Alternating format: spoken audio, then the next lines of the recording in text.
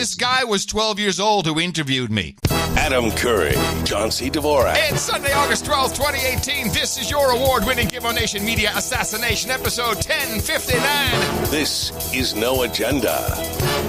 Deconstructing, deplatforming, and broadcasting live from the capital of the Drone Star State here in downtown Austin, Tejas, in the Cludio in the morning, everybody. I'm Adam Curry. And from northern Silicon Valley, where it's smoky, I'm John C. Dvorak.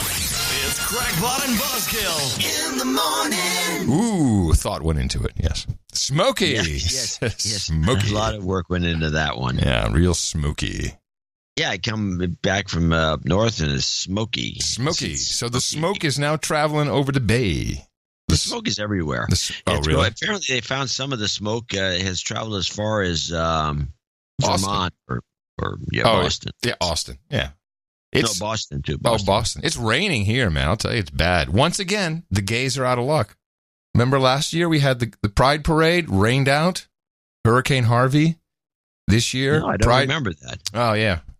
And this year, again, the Pride Parade rained. Well, they had the parade, but it was rained out.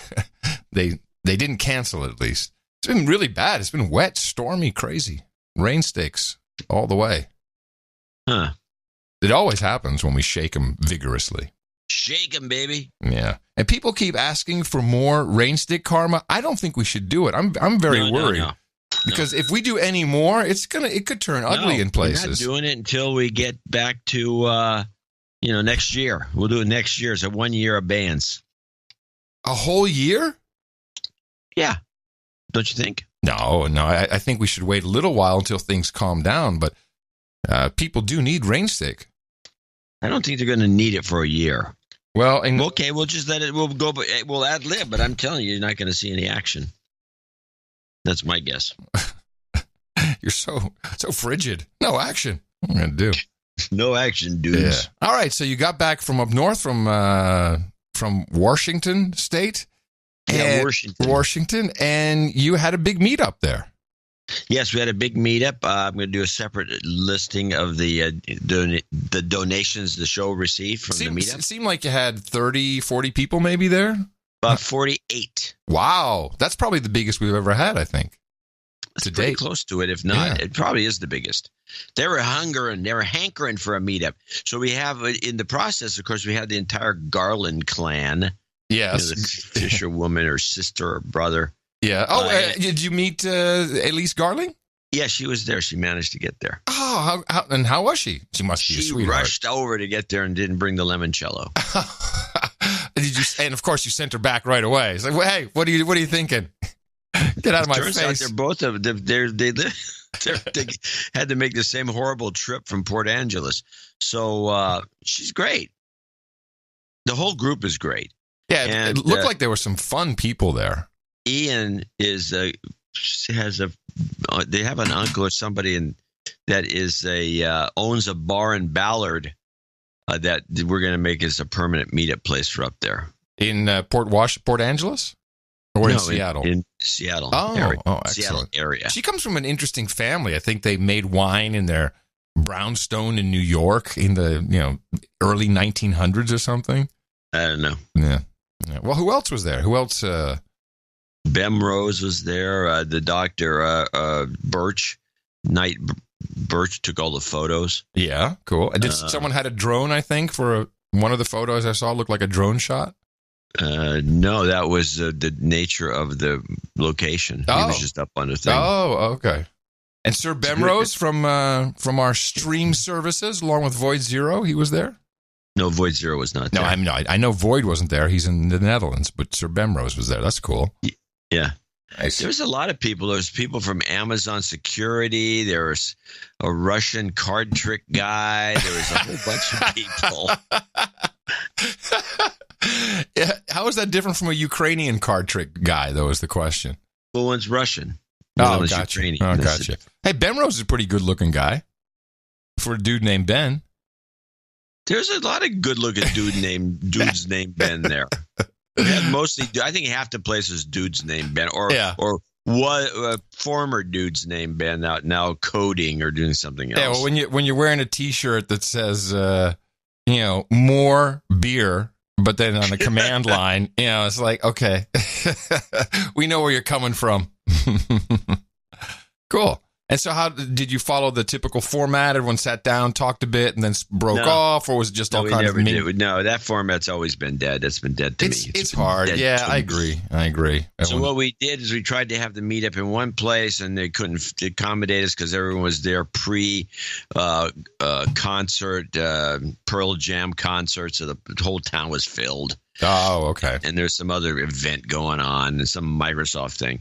And then so we went to another place where turns out hey, this place is half empty. Let's go in here. And it turns out they were reserved, so we couldn't go in there. So we had the meeting where you saw the photo from, kind of out in the open. Like a courtyard, it looked like. Yeah, it's in a courtyard. And we spent, and then after it looked a bit like a gulag courtyard, honestly. Seattle. And so I'm getting people used to it. And so so then we kind of went into the bar after everyone kind of cleared out, and some of us stayed around. Oh, nice. It was great. It was very interesting. Good conversationalists, interesting people. Did you learn anything that we should discuss? Is there anything? No, but I did. I think I'm going to. Okay. Excellent. Now, I was a little worried about you. I figured you might have some trouble getting back to Oakland. Because of the hijacking up there. Yeah, I have a clip. Oh, okay. Hold on a sec. Which one is it? I have to get my clip list. Should be. Stolen plane in Seattle. There you go. One man's apparent suicide mission that caused tension in skies over Seattle for more than an hour Friday night. Authorities say an employee of Horizon Air, a regional carrier owned by Alaska Airlines, stole an empty turboprop plane from Seattle-Tacoma International Airport before crashing it on Ketron Island in Puget Sound, southwest of Seattle. Amateur video shows the plane being followed by F-15 fighter jets before the crash. CBS News transportation correspondent Chris Van Cleve is in our Washington bureau with the latest. Chris, good morning. Hey, Chris. Good morning. The FBI says this does not appear to be an act of terror. Instead, authorities say the 29-year-old Horizon Air ground service agent was suicidal when he stole the plane. It was not in service. It was parked in a maintenance area last night. Investigators believe the crash occurred because the man, who appeared to lack flying skills, was trying to do stunts. Cell phone video captured the moment the stolen twin-engine Horizon Airlines plane does what appears to be a mid-air barrel roll before dropping down perilously above the waterline off the coast of Seattle, Washington. What the hell is this guy doing? Big passenger plane just goes sideways, goes almost like perpendicular to the ground and just flies, felt like a few hundred feet above the ground.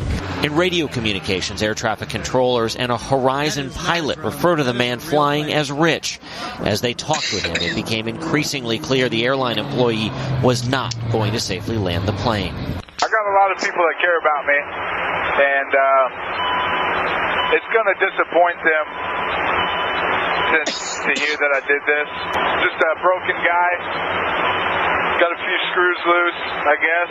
A pair of F-15 fighter jets were scrambled from a base in Portland, Oregon, and intercepted the Q-400 turboprop within minutes. They could be seen from the ground trailing the stolen plane. One was low near the plane and one was high way up in the air, and they followed it around. And a few minutes later, we heard that loud explosion noise. The hour-long flight ended in a fiery crash on Ketron Island, a small island with few residents. Investigators don't believe anyone on the ground was hurt, and the fire does not pose a threat to anyone. It does not appear the man who stole the plane survived the crash. Apparently it was somebody who did something wrong, did something foolish, and may well have paid with his life.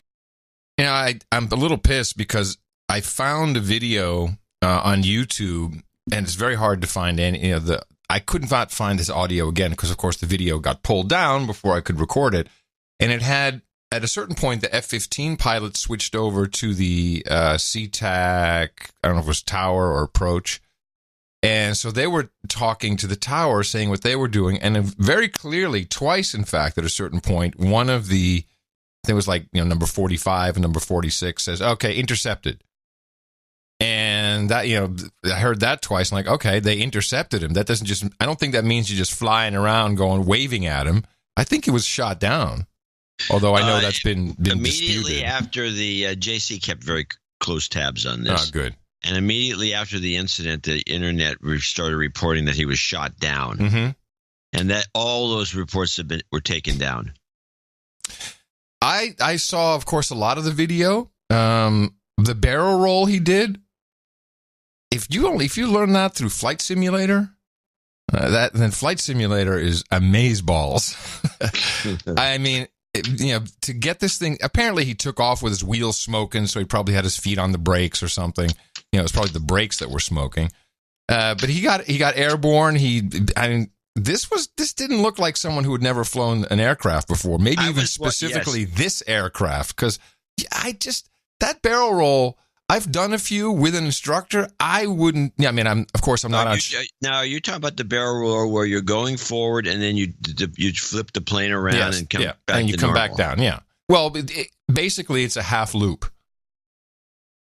Well, the barrel roll that I know of is the one where you're going forward and you go and you do a kind of a twirl straight. No. He went up. It's almost. I'm saying that's what I always thought a barrel roll was. What I saw him do, it was exactly what you said, which is he came up and did a loop and went upside down and came out of it. He did a barrel roll into the loop, which is, I think, technically a wing over. So it's not quite the same as a loop because you don't get the same G-forces. But he was flying upside down for a while. Okay, well, I don't know. I only saw what I saw. I saw that on one of the videos, and he was flying upside down. And one of the videos, the guy said, "Oh, wow!" He says, that plane doesn't do that because these planes are all over this area. These well, no, they don't do it typically. No, it's not typical behavior.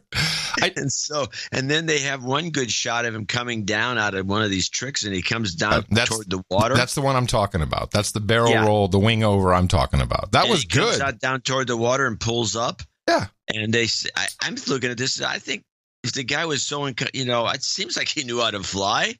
He was doing some pretty fancy stuff. But what I'm missing is, do we have reports on his background? I mean, I don't really see any other reporting. It's getting nothing. Nothing at all. Nothing. It's very well. Here, I pulled a little bit from a different video because the M5M is kind of playing that which was in that report over and over again. There's at least 18 minutes of conversation. Here's a little bit more. Very good. I don't need that much help. I played some video games before. I would like to figure out how to get this cabin altitude. Like, I know where the box is. I would like to get some, make it pressurized or something so I'm not so lightheaded. I thought this was interesting. Well, first of all, when he took off, I didn't clip that. He says, "Oh, hold on, I just threw up a little bit." He's like puking in the cockpit, I guess nerves or whatever. That was just upon takeoff. But now he's saying he wants to pressurize the cabin. But as far as I know, he never really got above 5,000 or 6,000 feet. I don't think he was flying above 10,000 at any point, was he? Because he was always low. So you don't need to pressurize. So his lightheadedness was, from what is obvious to me, is the problem is Shantix.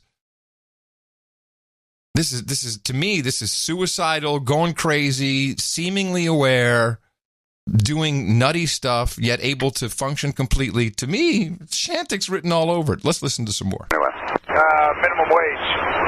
We'll chalk it up to that. Maybe that'll grease the gears. So he said, "Yeah, just chalk it up to minimum wage. That's why I'm flipping out." A little bit with the higher up. Maybe, yeah. Damn it, Andrew! People's lives are at stake here. Now he's going schizophrenic. Now, Rich, don't say stuff like that. No, I just told you I don't want to hear no one. I just want you to whisper sweet nothings into my ear. Hey, you think if I land this successfully, Labs will give me a job as a pilot? I think they would give you a job doing anything if you could pull this off. Yeah, right. Nah, I'm a white guy, Oh, no. Oh, yeah. Yeah, that's in there, too. So, I don't know. Maybe it'll just get blamed on weed. He was smoking weed, evil marijuana. Well, they like to do that up in Washington. They do it in Colorado. They do it in Oregon. They do it in all places. Anywhere they can, anywhere they can. I talked to as many different contacts as I could over the weekend. No one has a confirmation of a shoot down. But, man, bizarre for sure. Very bizarre. I like the Shantix angle. I didn't think of that. That's the first thing that came to mind. Of course, it's fresh. I don't know why I wasn't thinking it. Well, I was up in Pacific Northwest. Well, here's the thing. He was a a ground agent, so he's responsible for helping. Well, see, I thought that's not the story we were told, and even in that report, they said it was a mechanic. Okay, I read a different report. He was a mechanic, and he was one of the planes that they were working on in the hangar. Okay, I heard he was a ground service personnel. Let me see if I can find that article where I found it. But either way, whether you're a mechanic or you're on the tarmac, you're in a non-smoking area. So that's for sure. There's going to be people who have patches, and I know patches. Like I've been around hangars a lot of patches going on. So Chantix is definitely a possibility. Well, that'll never come out. No, of course not. We're not even getting a background on this guy. That's what's crazy. Where's his last name? Where's his last name? I don't know. We don't even have his last name. And it said, you have to remember the CBS reporter, one of the top women working at CBS. I forgot her name off the top of my head, but she's over, doing stuff for Sinclair now. Blames all kinds of things except the fact that she did an anti-Chantix report for CBS once, and that was the end of her. Oh, Atkinson. Yes, Cheryl Atkinson. Yeah, exactly. Yeah, it was the Chantix reporting that did her in. Yeah, she doesn't even know it. And right off the bat, you realize, well, we don't take advertisements here on this show. It's the only way we can at least talk about things. I don't know if we're getting to the truth, but I leave Chantix as an option. It's got to be an option. Yeah, it's an obvious one. Yeah. Because this happens, this exact sort of thing. This kind of scenario. As a side effect. Yeah, suicidal, you sleepwalking, you may not, you may be somewhere and not remember how you got there, violence. Yeah, maybe going down in flames and waking up. Gotta wake up. Well, it was some interesting airmanship he displayed, and I'm glad no one got hurt, obviously.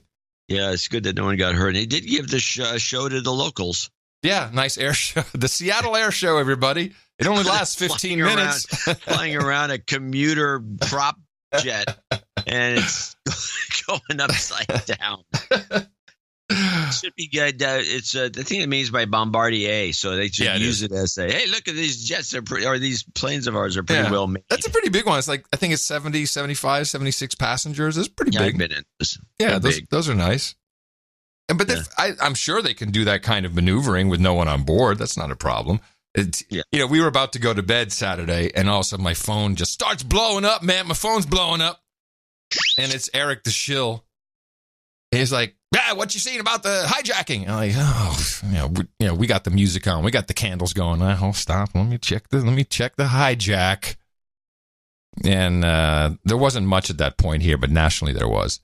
But, you get all this information, as Eric, in his deconstruction mode, said, well, this guy's a mechanic. He should know you can't fly upside down with this aircraft because it doesn't have pressurized pumps. It's like, did you ever hear of centrifugal force? You can fly this plane upside down without pump. Not the whole time wouldn't be a good idea. So you said he was upside down. Cross country. No, you said he was upside down for a long time.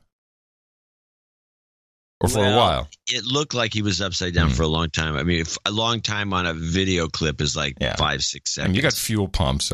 But again, all kinds of stuff you kind of got to know. And maybe he was over-revving the engines. I mean, I'm not familiar with the sound, so he may have been, because he kept talking about his fuel depleting pretty quickly. Who knows?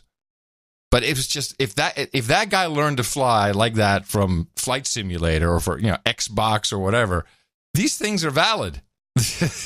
Well, they've always been valid. People know that. I mean, simulators. But this is very valid. This is really valid. And simulators have always been used for training. If you said to me, okay, we're just gonna assume he knew how to start it. Just assume he knew how to start it, which is also a process. Yes. If you said, hey, there's no key. Go fly that thing. It's not just that. You get, with turbine engines, you have to get to your N1, and you can't over rev it, or the engine could split. There's a whole bunch of steps.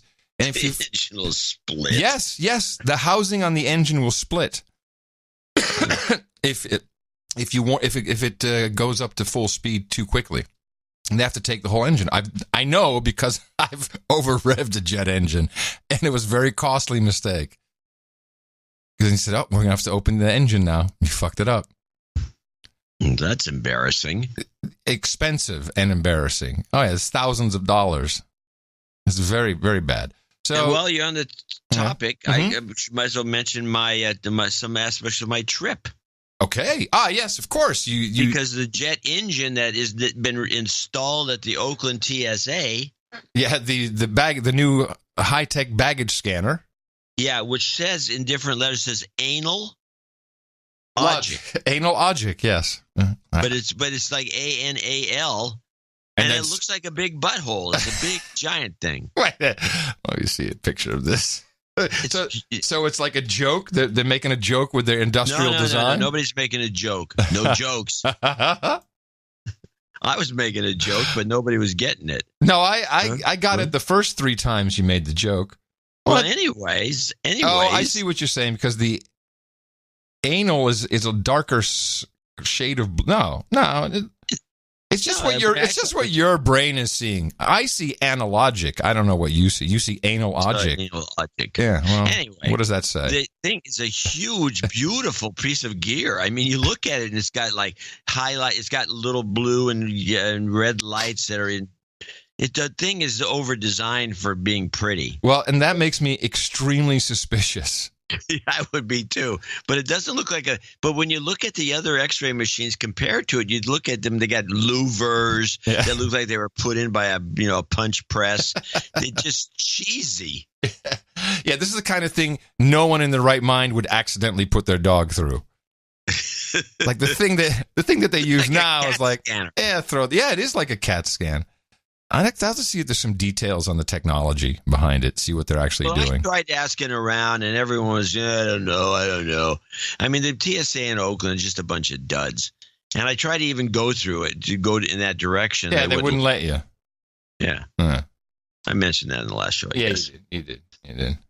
All right, but the event, the trip was uneventful otherwise? No, I had it. Well, I thought it was fun the whole time because I got parking. I got a parking spot in front of the venue for the meetup. I got a parking spot at the B&B where I had to spend the night. You mean this is the parking karma?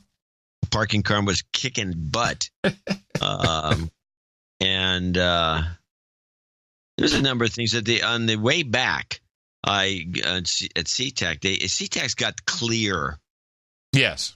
Which is a commercial version of the pre-check. Yeah. So I go into I'm on now Seattle's a terrible airport. It's very poorly operated. And if anybody, like the rental car shuttle bus was like about a half-hour wait to get on it. Mm-hmm. But they have this clear area, and you have to go to first. You got to pre-clear.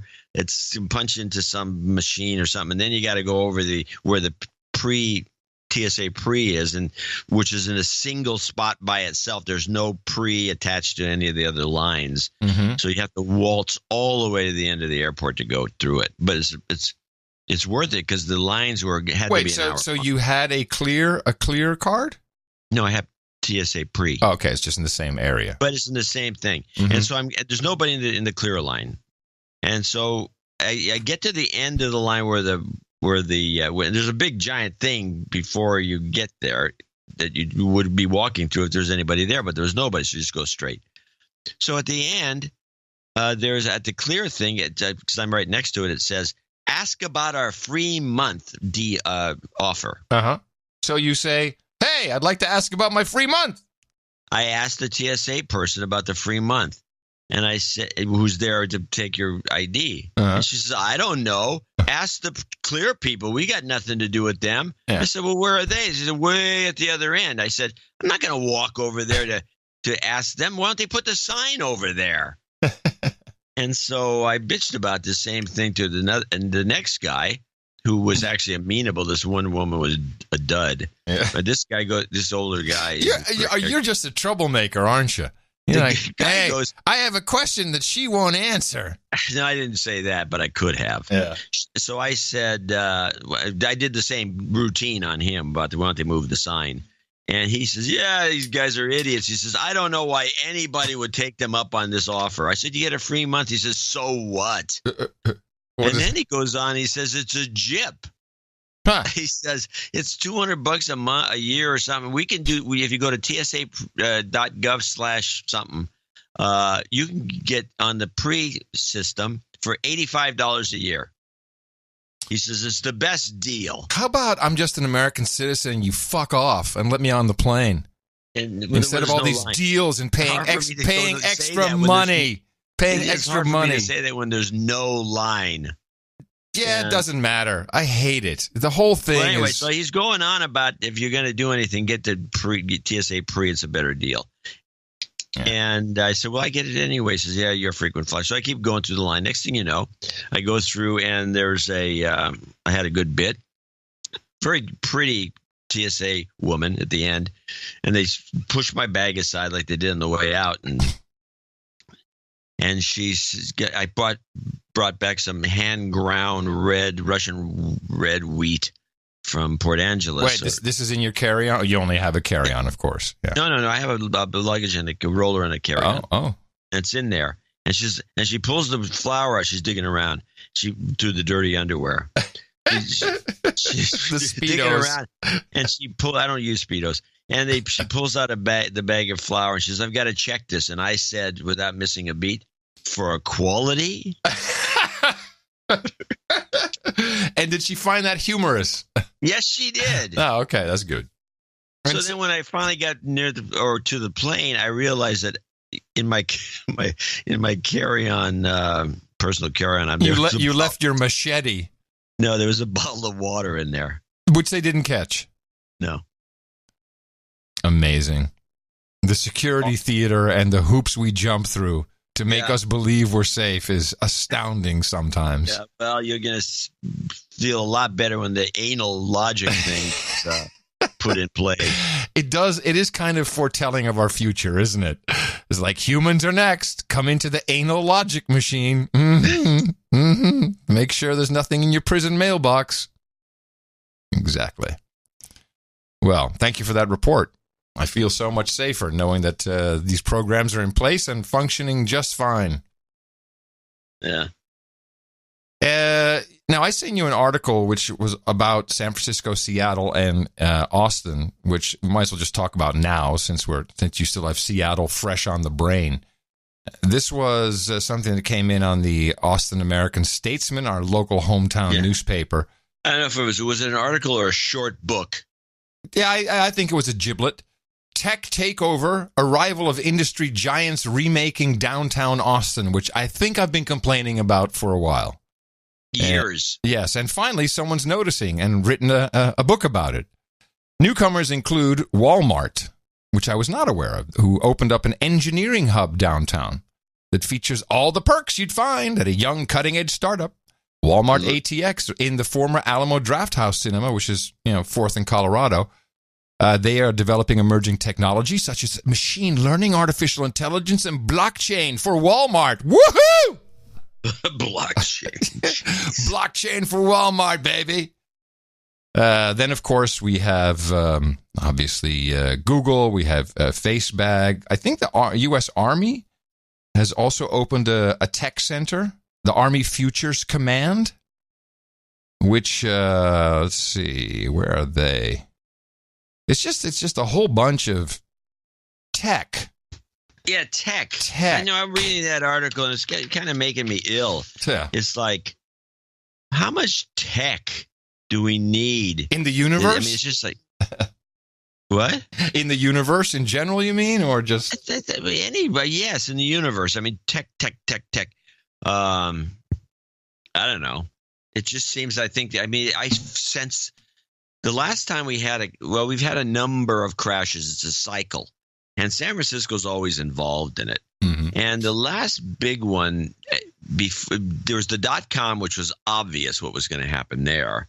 Because that coincided with Y2K, right. Another tech debacle. Tech. Well, that was old tech trying to jump on the bandwagon, trying to jump on the money train. Yeah, fix our stuff. And so that combination put us in the hole, but it also stretched out the possibility of another tech bubble. Before that, there was the multimedia tech bubble. CD-ROMs, everybody's going to be, we're all going to have CD-ROMs are going to be the information at your fingertips. Interactive movies. Yeah, everything. You determine the outcome. Movies was in there. Multimedia magazines. Yeah.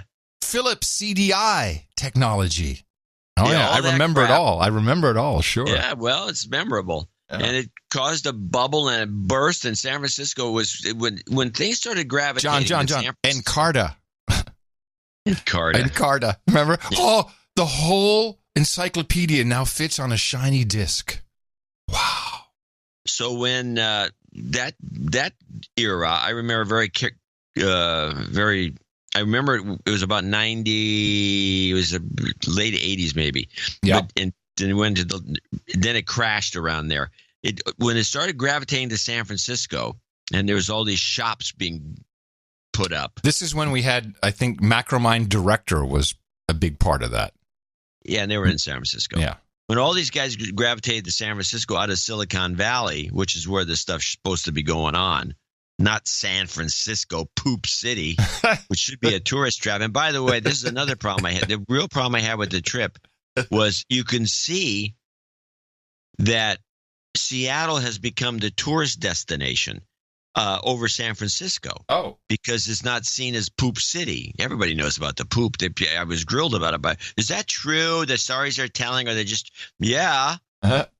Seattle has its homeless encampments, too, we may talk about later. But there's not the poop issue. Right. They have dirt they can poop in. Then they cover it up like a cat. So the San Francisco was the nexus it started becoming the nexus. And when that happened, it crashed.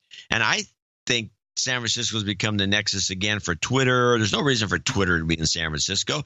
These companies, Twitter, Google, there's no reason for offices in San Francisco. Salesforce building, there's no reason. They should all be down in Redwood City or Mountain View. Right. We've got the more cosmopolitan. They don't need cosmopolitan. They need Mountain View. So why are they doing it then? Why are they? It's something sick about it. It's like part of the cycle. They gravitate because they think there's more cosmopolitan. There's no good restaurants in Mountain View. There actually are, but they're all Chinese. There's no good French restaurants. There's no theater. There's no form of theater. The current, you can go to see a Broadway play, a road show, all this kind of hoity-toity bullcrap. Right. It's just there's no reason for it, but they'll do it, or there's better. It's not even cheaper. So, the fact that it hasn't crashed already, somehow Trump is doing something. He's sold his soul to the devil or something to keep the economy from crashing before the elections. Yeah. So it happens right after the midterms? Is that when we're all screwed and everything comes crashing down? Yeah, that's true. But meanwhile, it's gotten so bad. San Francisco got filled up, and so the overflows going to Austin and Seattle. Seattle, the whole north side of Seattle, according to my son's friend who was an Amazon person there, and I've talked to people at the meetup about this too. Amazon's got something like 45,000 people working in Seattle. Yeah. And they've built these apartment complexes, all brand new in the north part of the town. They're all kind of there's got to be some McMansion name for them, McApartments or something. There's like thousands of them. It's a mess. I just call them dormitories. Might as well. It is a complete mess. It's not. In fact, one guy says to me, "You come here a lot." He says, "Have you been here? When's the last time you were here?" I said, "I haven't been here to Seattle and hung around for at least over a year." He says, "Do you notice any changes?" Because it's not the same. Yeah. Well, it's interesting you say that because my daughter actually, I FaceTimed with her, whatever, Skype. And she said, "Daddy, I've been looking at my friends in Austin because she lived with me for a while." She says, I see all the Instagram pictures, and it's becoming a gentrified douchebag place. What's going on there? Gentrified. And so with all this rain we actually had on Wednesday, was it Wednesday? No, I'm sorry, Friday. We had a nice day, so I went out and had some lunch at Taverna, which is on the corner of 2nd Street in Lavaca. It's it's an Italian restaurant. Just outside, had some focaccia bread and a chopped salad. Hey, forget about it. Forget about it. I was the only one, but it was cool enough, temperature-wise, to sit outside. And I'm just watching, and in the 40 minutes that I was there, I saw hundreds of the bird bikes, of the scooters, just vroom, vroom, vroom, vroom, people zipping back and forth. It's a pretty busy intersection, but a lot of them. Everybody walking with their phones, one or two in their hands, just walking and looking at their phone. We have pretty broad sidewalks here, so you can, walk on your phone while you're on your phone and still not get hit by these scooters. But, as it gets busier, we'll see some calamity. Everybody very young, very young. And then maybe every 10 minutes, 7 minutes, a Ferrari or a Maserati or something coming through the streets. Now, when I moved here downtown at first, we still had pickup trucks roaming the streets. Yeah, it's always pickup trucks. Usually with 4-door pickup trucks with a big cab. There's douchebags in Enzos. Well, I saw. What the hell are you doing with an Enzo in downtown? I didn't see an Enzo, but I saw 3 Ferraris at least in the Seattle area, gunning it. Yeah. Now, the reason why Austin is popular is, twofold. One is that cosmopolitan vibe.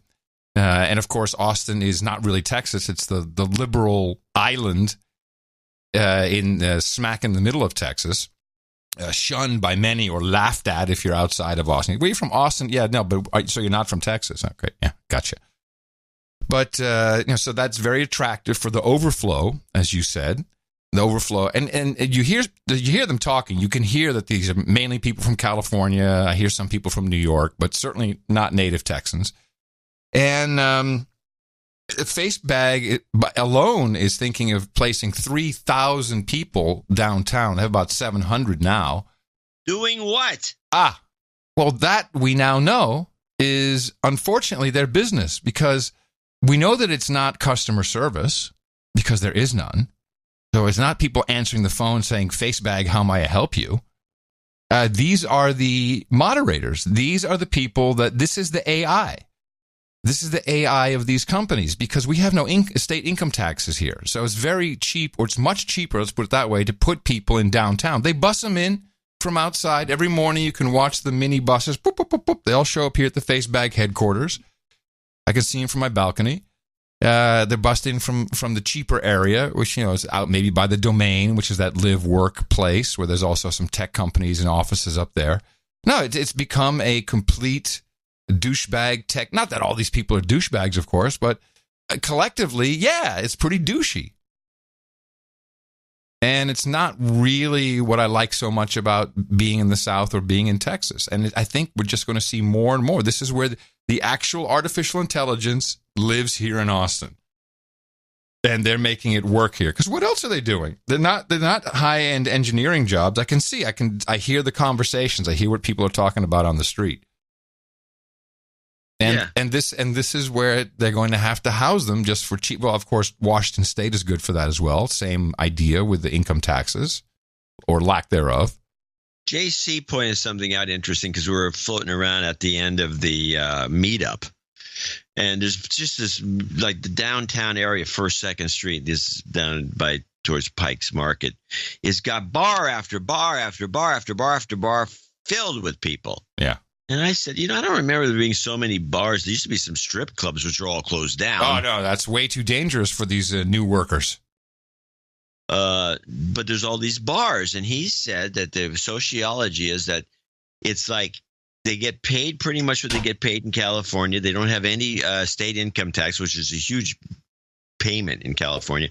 And the cost of living, because of the prices of real estate, which is high for the area, is low for San Francisco. Exactly. And so they have all this extra money, and so they just hang out in bars all the time. It's like a whole, it's like a millennial's dream come true for bars. Well, they're packed. These bars are packed. What they do seem to like more is the chains. So Flower Child, which is a kind of a healthy salad bar wrap type place. We've got North's. I don't know if you know about North's. No. But it's Italian. It's all chain stuff. They love it. They love the chain. And the prices are crazy. So anyway, we got to move out. It's too much. Where are you going to go? It's a plague. Why don't you just wait for the economy to collapse? You'll be fine. stick it out. Wait for the Armageddon. It's going to be great downtown when the economy collapses and we've got thieves roaming the streets.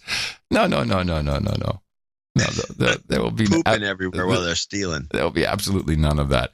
But hey, we got a toilet. You could use it. No, I'd rather poop on the floor. But all of this tech, and it's not just tech. And I thought the Army Cyber Command, or what's it called again? What are they calling their? We got Space Force. It's something like that. Space Force. Army Futures Command. What the hell is that? Army Futures Command. Are they trading? Is this a commodities arm of the arm? What is this? Let's take a look at this. The taxpayers' money. Army's Futures Command. Well, we have Army chooses Austin as home of the new Army's Futures Command. But what is it? What is this? Army's Futures Command, which began operations July 1st, will lead the Army's Future Force Modernization Enterprise. Woo-hoo-hoo! That's a PowerPoint. The command is expected to assess the future operational environment, emerging threats, and new technologies in order to develop and deliver concepts, requirements, future force designs, and modern materiel solutions to meet our soldiers' wartime needs. Oh, brother. Really? Ay. So that's what the Futures Command is doing here. So we got a lot of military. We got Bobby Inman down here. Actually, that leads me into something else, because this purge or the deplatforming, as everyone's I like that term too. Yeah, it's been deplatformed. It's like you've been taking your pants. You've been pantsed. Well, like castrated, deplatformed. Deballed. I don't know. Deballed, deplatformed.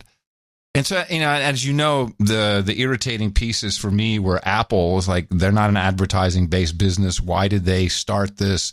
And Twitter, why have they not booted Jones off?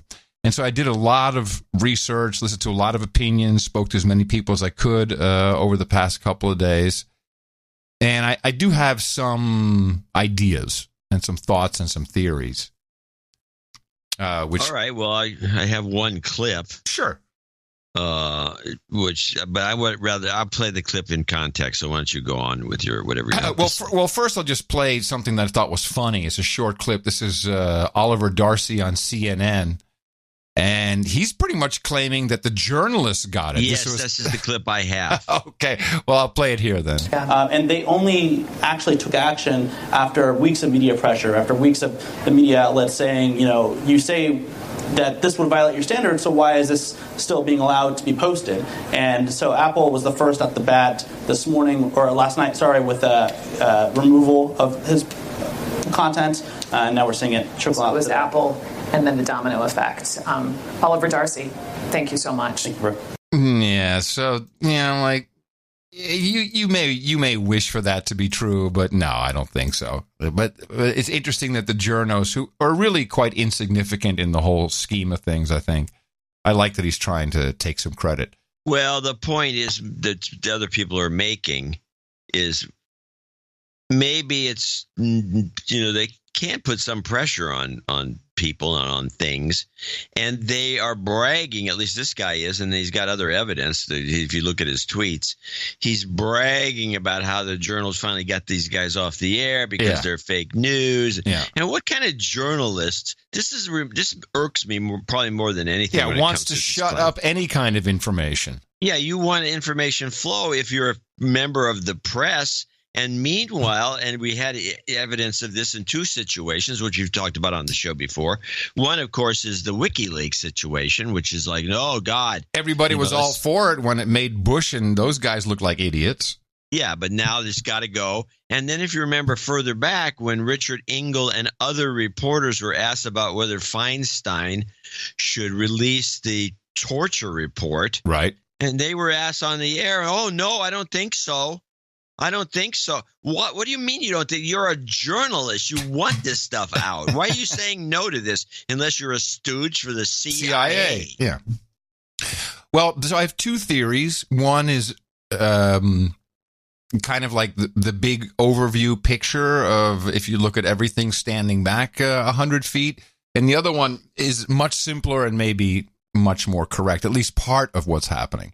And what I didn't realize, I'd seen this potential policy proposals for regulation of social media and technology firms, which came from the office of Senator Warner. And I thought that this had come out after the purge. But as it turns out, this was leaked about a week before Alex Jones was kicked off. So let's just review that document briefly. The opening paragraph: social media and wider digital communications technologies have changed our world in innumerable ways. They have transformed the way we do everything from shopping for groceries to growing our small businesses, and have radically lowered the cost of and barriers to global communication. The American companies behind these products and services, Facebook, Google, Twitter, Amazon, and Apple, among others, have been some of the most successful and innovative in the world.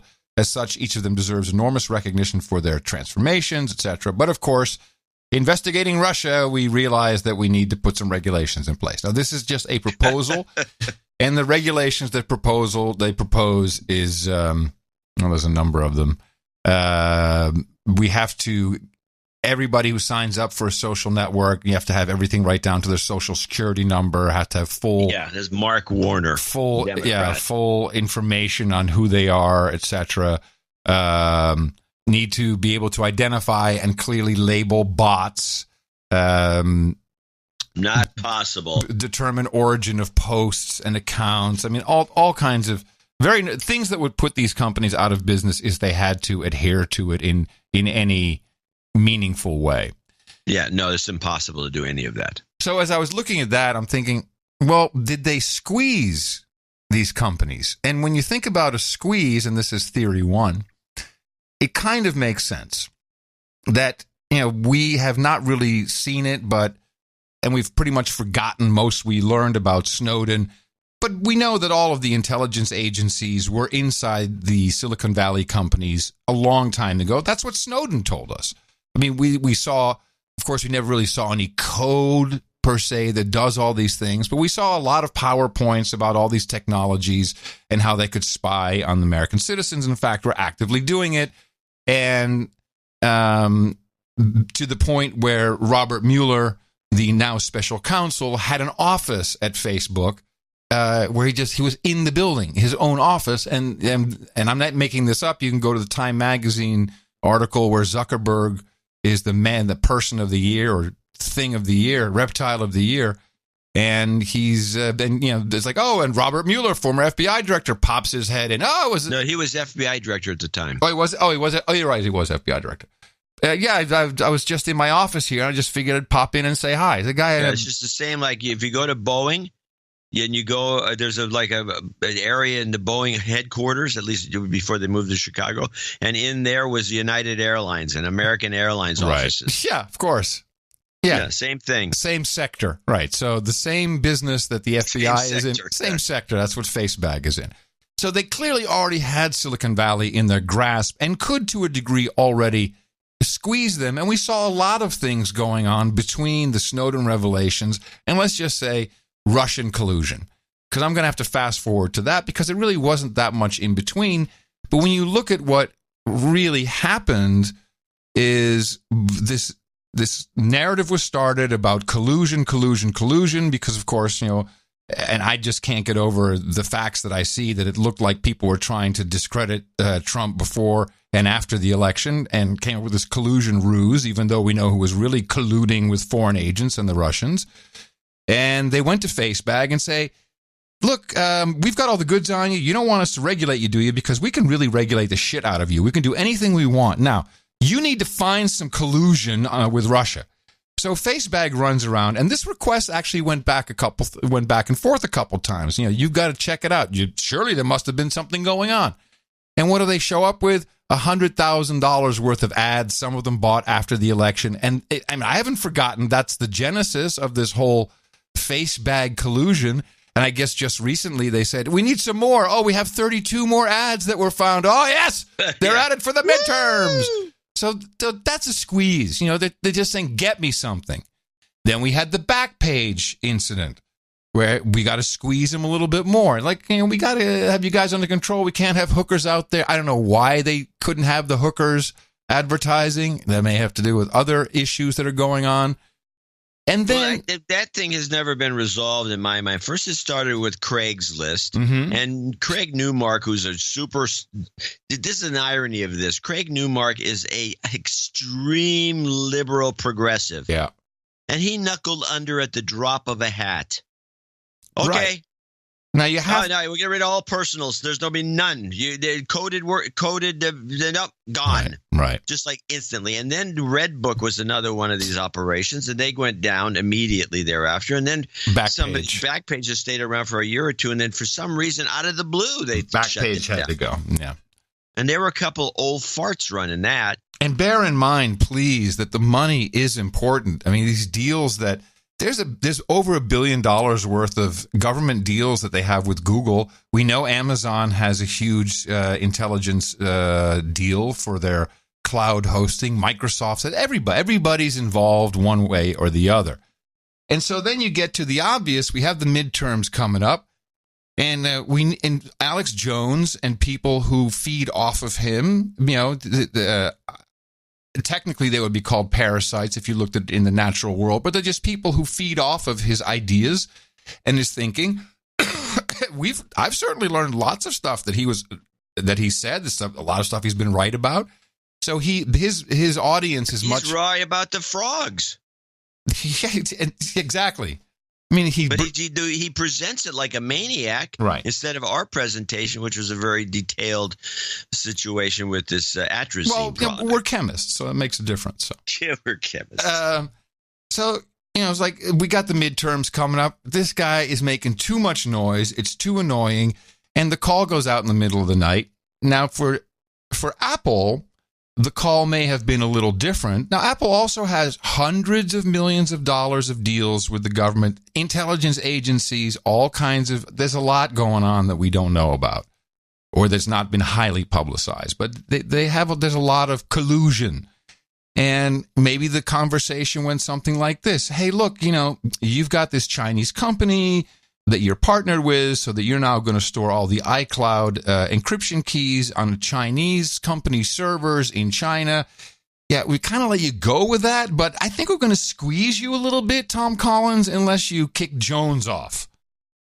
So you got to kick Jones off, which would explain why they only did exactly what they were asked, which is kick him off your podcast, your iTunes platform, which includes podcasting, kick him off there. And they didn't kick him off the App Store because no one asked. That would kind of explain why that happened that way. Same goes for Google.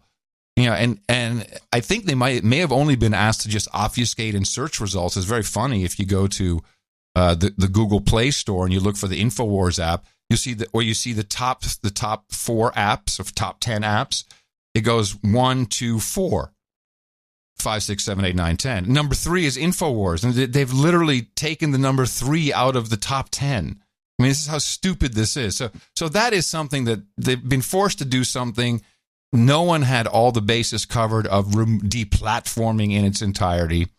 As a side note, if I may, about something I didn't realize about the iTunes removal. So, of course, in the podcasting app and in iTunes itself, both, you can add a podcast URL, and it functions perfectly fine as a pod catching device. However, what I did not realize, and I'm a little pissed about this, is that most podcast apps out there today, including Overcast, including what's the one that NPR just bought, Pocket Casts, they use an API from Apple for the directory. So when removed from the Apple directory, you also don't show up in most of the other large podcasting apps. And the reason I'm particularly pissed at this is because I gave them the entire directory to start with.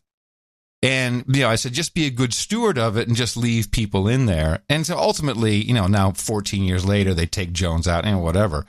But stupid developers have jumped on this bandwagon and have, I think, really done themselves and their users a huge disservice by not creating an alternative podcast directory, which I'm thinking of starting it tomorrow. I know exactly how to do it. It'd be open source, indestructible. Anyone would be able to access it. It wouldn't cost anybody a lot of money to maintain. It's very simple to do. It was called iPod, or you can go look at what we did. It was all distributed directories. I'm thinking of doing that again. But also, that's kind of a travesty. That if you don't get it done before the elections, it won't matter because all this is going to be null and void. Oh, it's all going back. I totally agree with you. But there's a different reason for that. Oh, sorry. Okay, so just to finish up the last bit there, we need to get Alex Jones off, at least for the midterms. Yeah, maybe even said, we can let him slip in later on. It's not a big deal. But if you don't, let me just remind you, look, I have this proposed legislation. You don't want me to mess with you. That's what was probably said to everybody else. The Apple thing may have been some veiled threat about their Chinese deal. Yeah, and dude, you got to remember that none of these people were, the Zuckerbergs, the Tom Collins, none of these people are fans of Alex Jones. It's not like they're a bunch of conservatives. They're all Silicon Valley lefties that great. So what else do you want us to do? Exactly. Now, so and that still may be part of how this is happening, but I think there's something more sinister behind the scenes. And this comes back to Austin. Alex Jones is in Austin. Alex Jones started, what is it now, but 19 years ago, maybe 18 years ago. And there were two things that happened. One, he started with Roger Stone. Roger Stone, who at the time was part of Manafort, Blackstone, and Paul. What is it? Paul Manafort.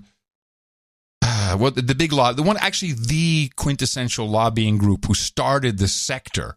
And Roger Stone was a part of that with Paul Manafort and with two other guys. And he was very, very, very connected. At the same time, there was a company started here in Austin called Stratfor.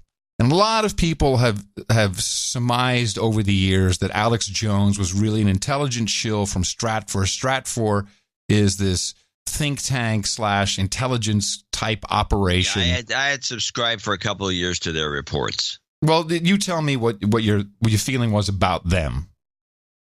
Well, first of all, I'm not subscribing anymore because I found that their reports in terms of actual intelligence analysis is not as good as ours. Yeah, gotcha. It's very shallow. It's kind of sometimes they have a different angle on things, but it's pretty much it's a news analysis. Is a little more extensive than our coverage. I mean, they go into all kinds of stuff. They like to really do a lot of stuff. They go into Africa and all the stuff that's going on a very subtle basis. And you can. It's for briefings. You want to catch up. You're in some agency or group or something. You need to know a lot about. Sudan, South Sudan, currently what's going on in South Sudan now. They're your guy. They'll give you a briefing that is worthwhile. Right, briefing, but not the deconstruction is shallow. I agree. Yeah, because I also used to look at Stratfor stuff when I first moved to Austin. So there's a coincidence there when InfoWars started in Austin and Stratfor started in Austin, and at the same time we have Roger Stone, who really came into the Alex Jones sphere of influence around that time, if you go back and look at it. And he was Alex Jones's connection to a lot of entities and people in Washington. So now to have not only Alex Jones deplatformed, but also Roger Stone has been under pressure, and he's now being put, they're trying to shut him up as well. And so here's some thinking that I've been given by people friendly to the show. When intelligence agencies, and Stratfor is purely from CIA military intelligence, and it's kind of a crossover, I guess, but there's maybe more CIA than MIA. And DIA. Yeah, well, yes, DIA, but I'm using a collective military intelligence. Is the DIA is missing in action to me? I meant military intelligence. Yeah. That would be the DIA, but military intelligence is a little broader than just the DIA, and that's where the overlap occurs. The thinking is that to have, maybe even your classic dialectic or whatever the hell they call it, to have kind of a balance of the information that Stratfor was creating, Alex Jones was put in place. Because you always want, if you want people to believe something, you give the point counterpoint. So maybe, and I don't know, but let's just say Stratford is there to create shallow little kind of ideas of what's going on, and Alex Jones had deeper information and would tell masses of people. And I'm sure that Alex Jones has been an intelligence asset for decades, just to get information out. He has his own rants and his own things, but let's just look at the facts. He's got a big organization. I've seen it. He has a big warehouse, but it's not that big to maintain 73 people full time. So I don't know where he gets his money from, but I just find I know kind of the margins on boner pills. It's not huge. He's not making them. He's white labeling them. So the margins are pretty thin on that stuff. So what I believe, if we just take that into account, that there's been these kind of two elements, and I think Jones has overtaken any influence Stratford had. That balance may be a little bit less than it was before, but let's just, for sake of argument, say those two were created at the same time, not without coincidence. What's happening right now, and the reason why Twitter is not on this bandwagon, is this is a stress test. And the stress test is, what happens when we shut down this channel? Will people take action? What kind of action will they take? How far will the internet go? What can we manipulate? It's a stress test of us, really, of alternative media. What can the internet do? What is the strength? What is its power in this day and age? Certainly against Washington politicians, established organizations, established the way things are done. And, the answer, don't know if we've actually, probably not enough, probably dumb. We're not going to do anything. We're not taking to the streets like, we're just going to yell a little bit. And then after the elections, the stress will be relieved and it will go right back to normal. Jones will come back on as we've predicted. But I think what we're seeing here is nothing more than a stress test, just to see how powerful the internet is. Well, you said you had two theories. The first one is the political squeeze. The second one is that the political squeeze is... Well, don't you think they're both the same? Yes, theory? But it's subordinated to the stress test. It's part of the stress test, but it's subordinated to the actual meaning for this taking place. Your stress test thing is a little beyond. It's definitely not Occam's razor. I kind of like the stress test. Shall I tell you something funny? Two people who I talked to about this, who gave me this information, said, think Occam's razor. They actually said this is Occam's razor. That's very interesting that you said it's not. I like that. I'm not saying you're wrong. I'm not saying you're wrong. Is that Apple not just one day somebody in the company decided that they should get rid of this guy because like an individual did. Nobody came and told anyone to do anything, and they just decided to do it out of the blue because they were Democrats and they were working in Cupertino and they didn't like what's going on, so they just cut him off, and then the rest of it fell into place accidentally because these other guys are wimps, so they just did it. And that's Occam's razor. Just there's nothing really to it. There's no scheme. There's no pressure. There's nothing. So I don't know how anyone can see that convoluted but reasonable explanation as Occam's razor. Well, maybe it depends on what kind of beard you got to shave. Now, I would say there's a joke in there somewhere. I tried. I'm going to say that I like the part one.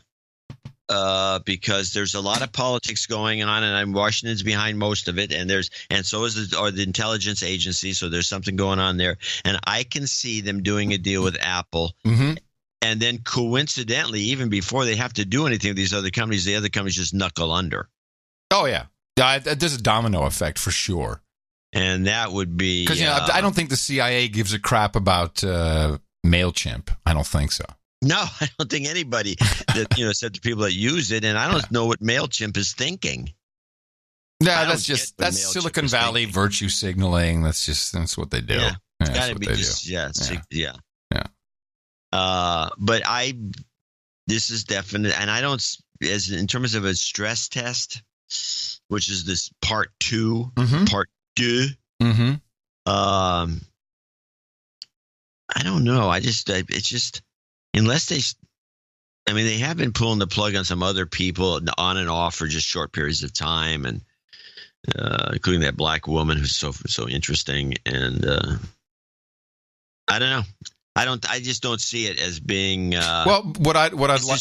There's too much master control involved here. It says I just don't see it. I mean, it's possible, but personally, I'm not into the idea.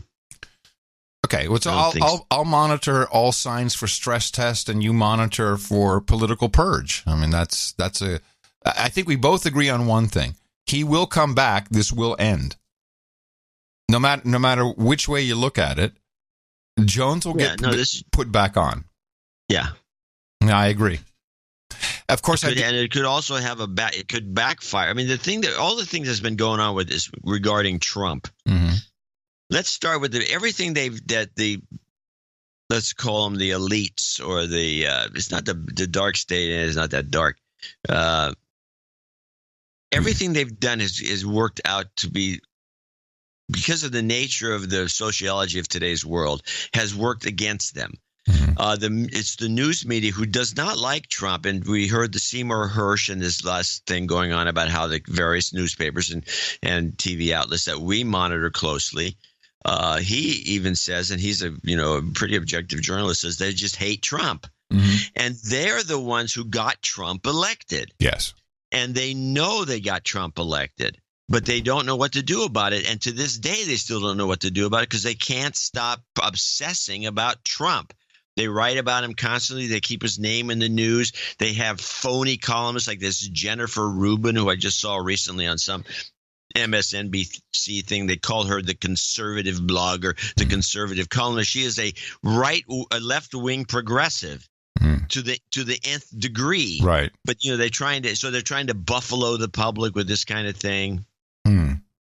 It's like, and so in the beginning of the campaign, somebody calculated the media gave him over $1 billion worth of airtime for free. Yeah. Which is how he managed to get elected in the first place. It certainly didn't hurt. Yeah. Because they kept following him around like it's some sort of a clown act, and Huffington Post put him in the entertainment section to mock. That's right. Yeah, we will always keep him in the entertainment section. Does not belong in news or politics. And so everyone was obsessing on this guy, and to the point where they were giving him nothing but publicity. And people would perk up their ears. Trump, yeah, I've heard of that guy. And then they maybe catch one of his little spiels, and it's kind of appealing because he's a populist idealist. And so they just started. Voters started coming out of the woodwork to vote for this guy because of all the free publicity. Right. And these guys and the news media is beside themselves because they keep doing it and they can't stop it. It's almost like a curse. Oh, I hate the mainstream media, and I hate the statesmen. I did that interview, as we discussed. Oh yeah. Oh yeah. So I made sure that I said, look, the show is the no agenda show. I'm credited at minimum with co-inventing podcasting, which is what you're talking about. Yeah. Okay, so how do I show up in this article which is complete bullshit? Alex Jones has been doing this for a long time, said Adam Curry, a former host on MTV and longtime podcast personality in Austin. Fuck you, Austin statesman. That's hell it? Is that? That's the best they could give you? Yeah. Former host on MTV, longtime podcast personality in Austin. And then, some other bull crap in there. I'm already done reading. That's disappointing. It's disappointing. I mean, even just Curry spelled right. Is it Curry spelled right? Even just mention my show. Is that too much to ask for? Is it Currie? Yeah. That would have been the topper. Yeah, wouldn't surprise me. The guy probably listened to your show and he thinks he's never listened to the show. He was 12 years old, never listened to the show. No, I'm not talking about the MTV show. I'm talking about No Agenda. Yes, this guy was 12 years old who interviewed me. I want to ask you a couple of questions, but how about he very specific questions about maintaining a business model through donations. I don't think he's ever heard our show. But it doesn't matter. I said, could you please make sure you put in there the host of the No Agenda show? And he was asking all these podcast questions, and I said, I did, like, invented it. Yeah. Why don't you put that in there? I'm guessing he put it in there. Yeah, maybe it got taken out by the editor. You're right. Possible. We don't need to be plugging this. It was probably Nicole Cobbler, the co-writer on this, or co-credit on this piece. Could be. Yeah. She's a hater. Yeah. She could be. Yeah. She could be a hater. Yeah. Well, anyway, so the point is that all this stuff backfires. Everything they do backfires. I think this Alex Jones thing is going to backfire, just like everything else they've done. But when you say they're backfire, incompetent. What do you mean when you say backfire? It means, in other words, instead of getting him out of the way so they can push their 2016 election agenda and get a bunch of Democrat progressives in, they're going to irk enough people that they get the Republicans will have a red wave. Maybe to pick up a couple of seats in the House. By the way, if the Democrats don't flip the House, this whole thing is a fiasco. Yeah.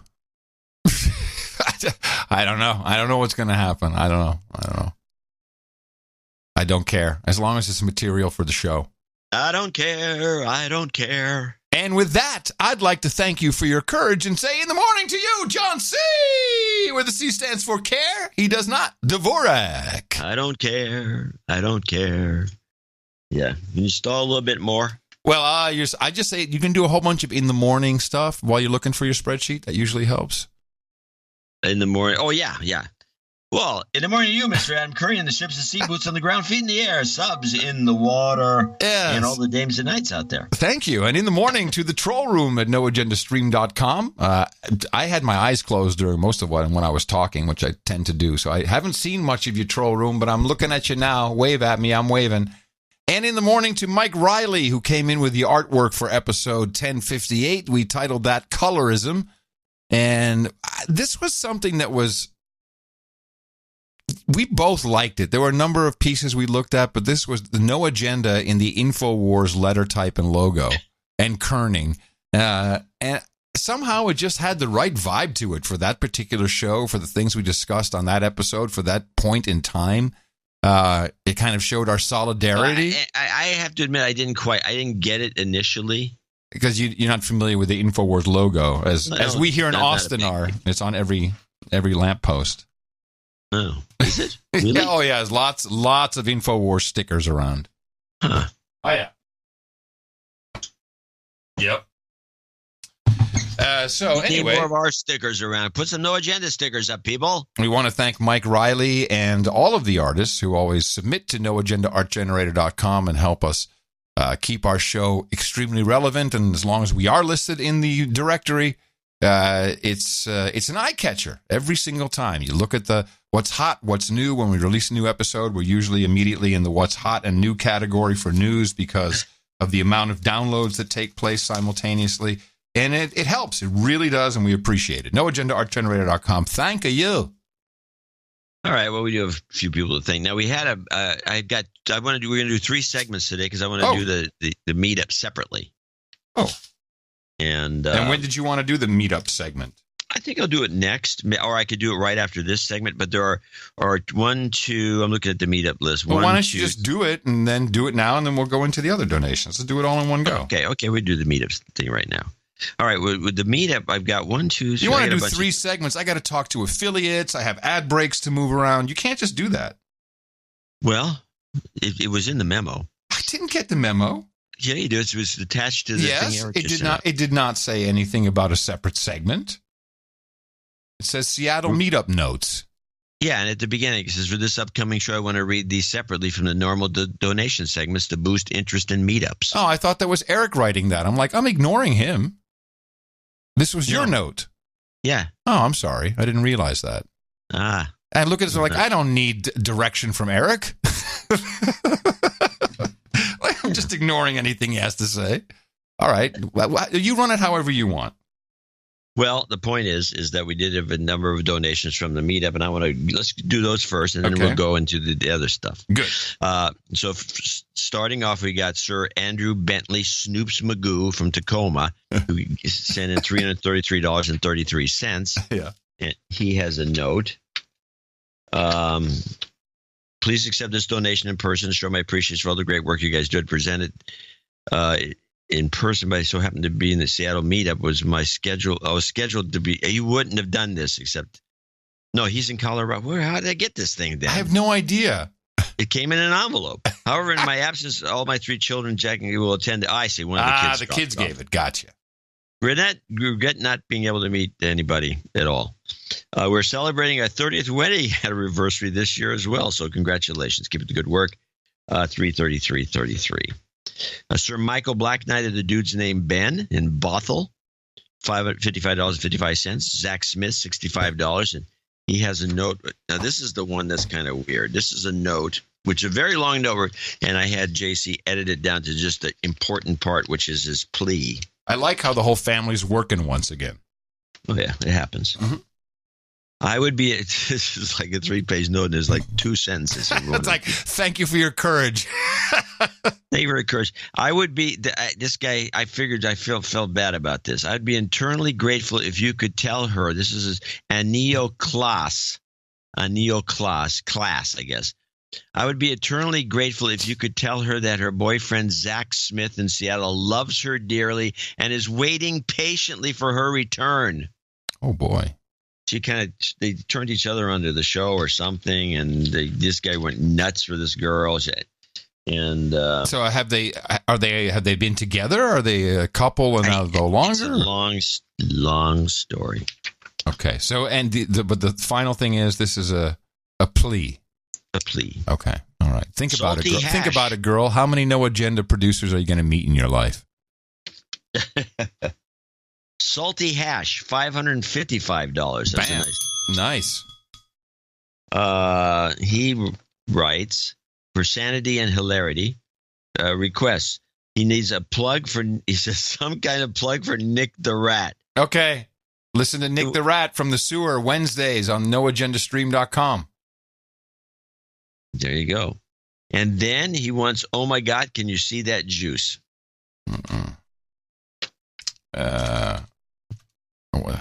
Yeah, okay. Anything else? Do we need karmas with that? Or give him a karma. Oh my gosh.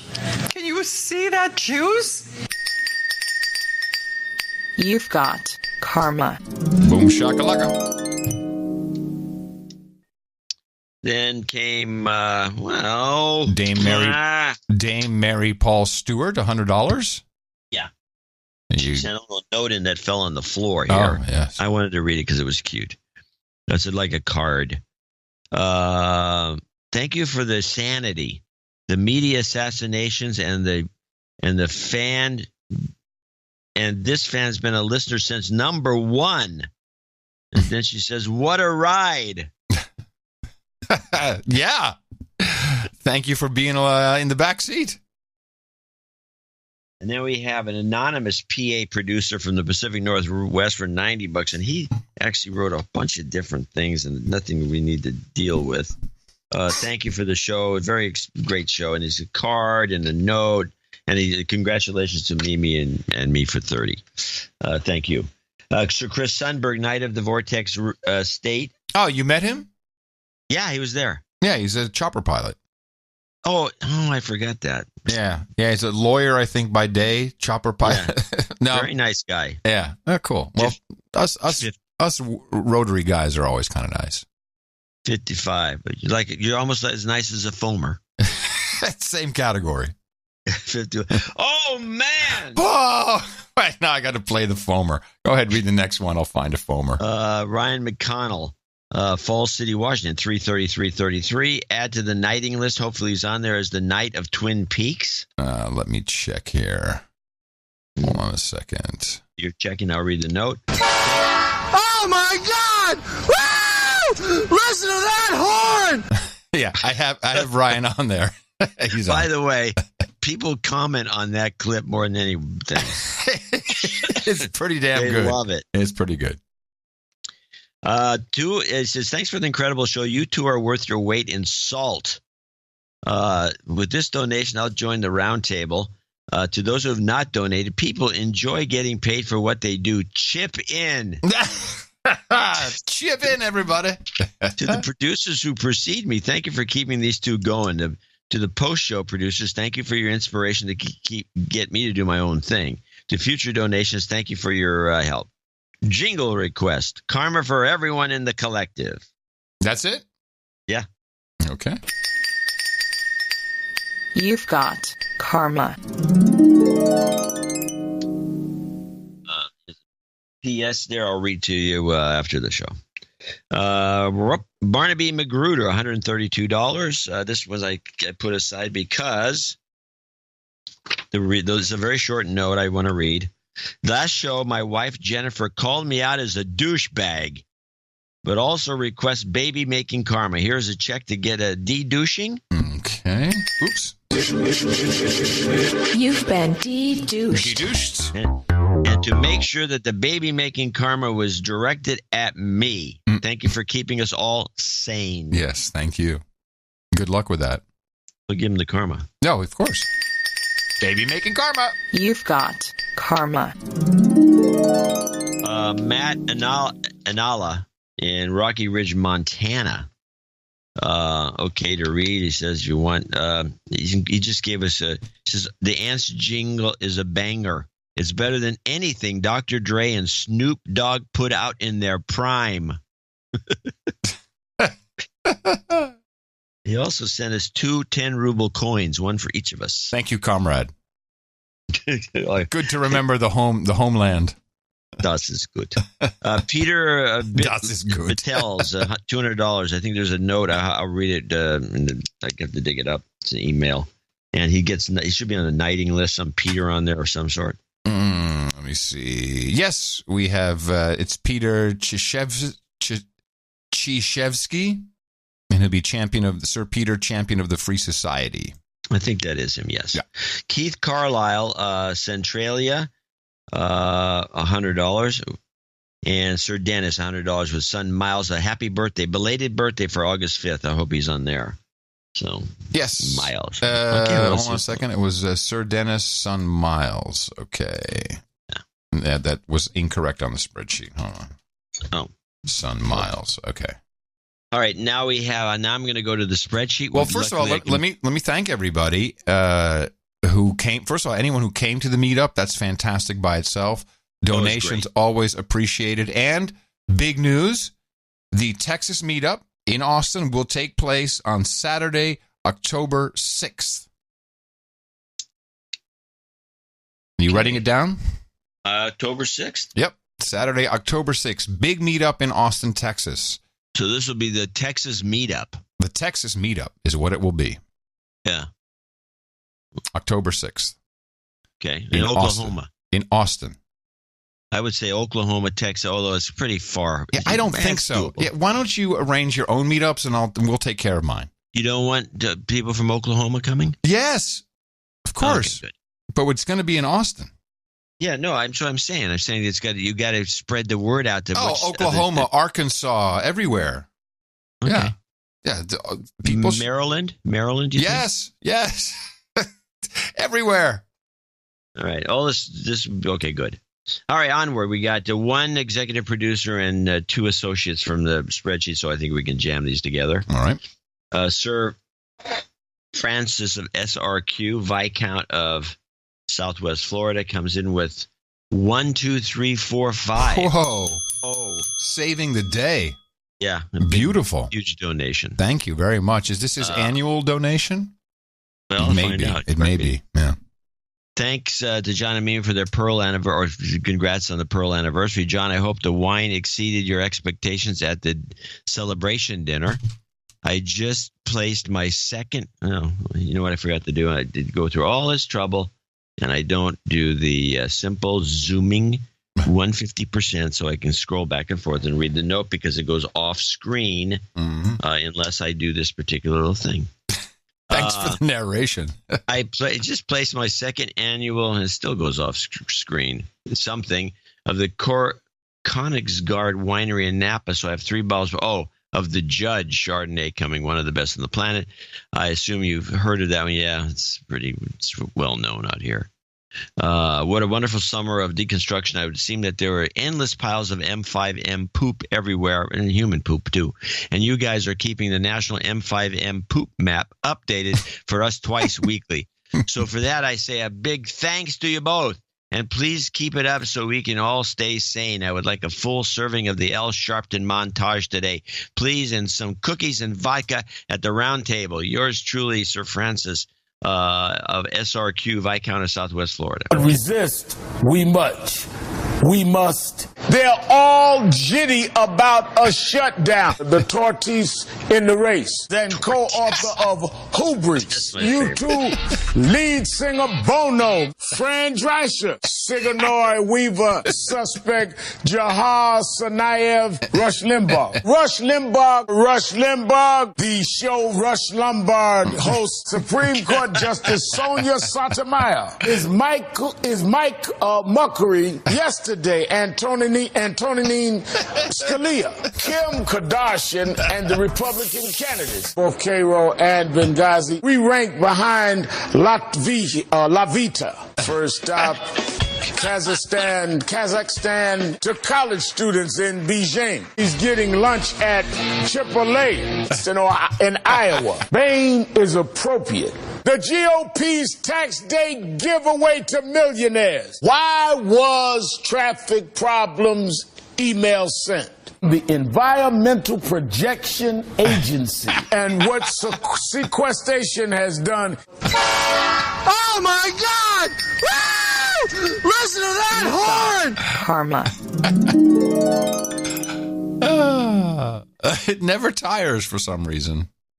It's because it's just it's dense with humor. Yeah. Tortoise. That's my favorite.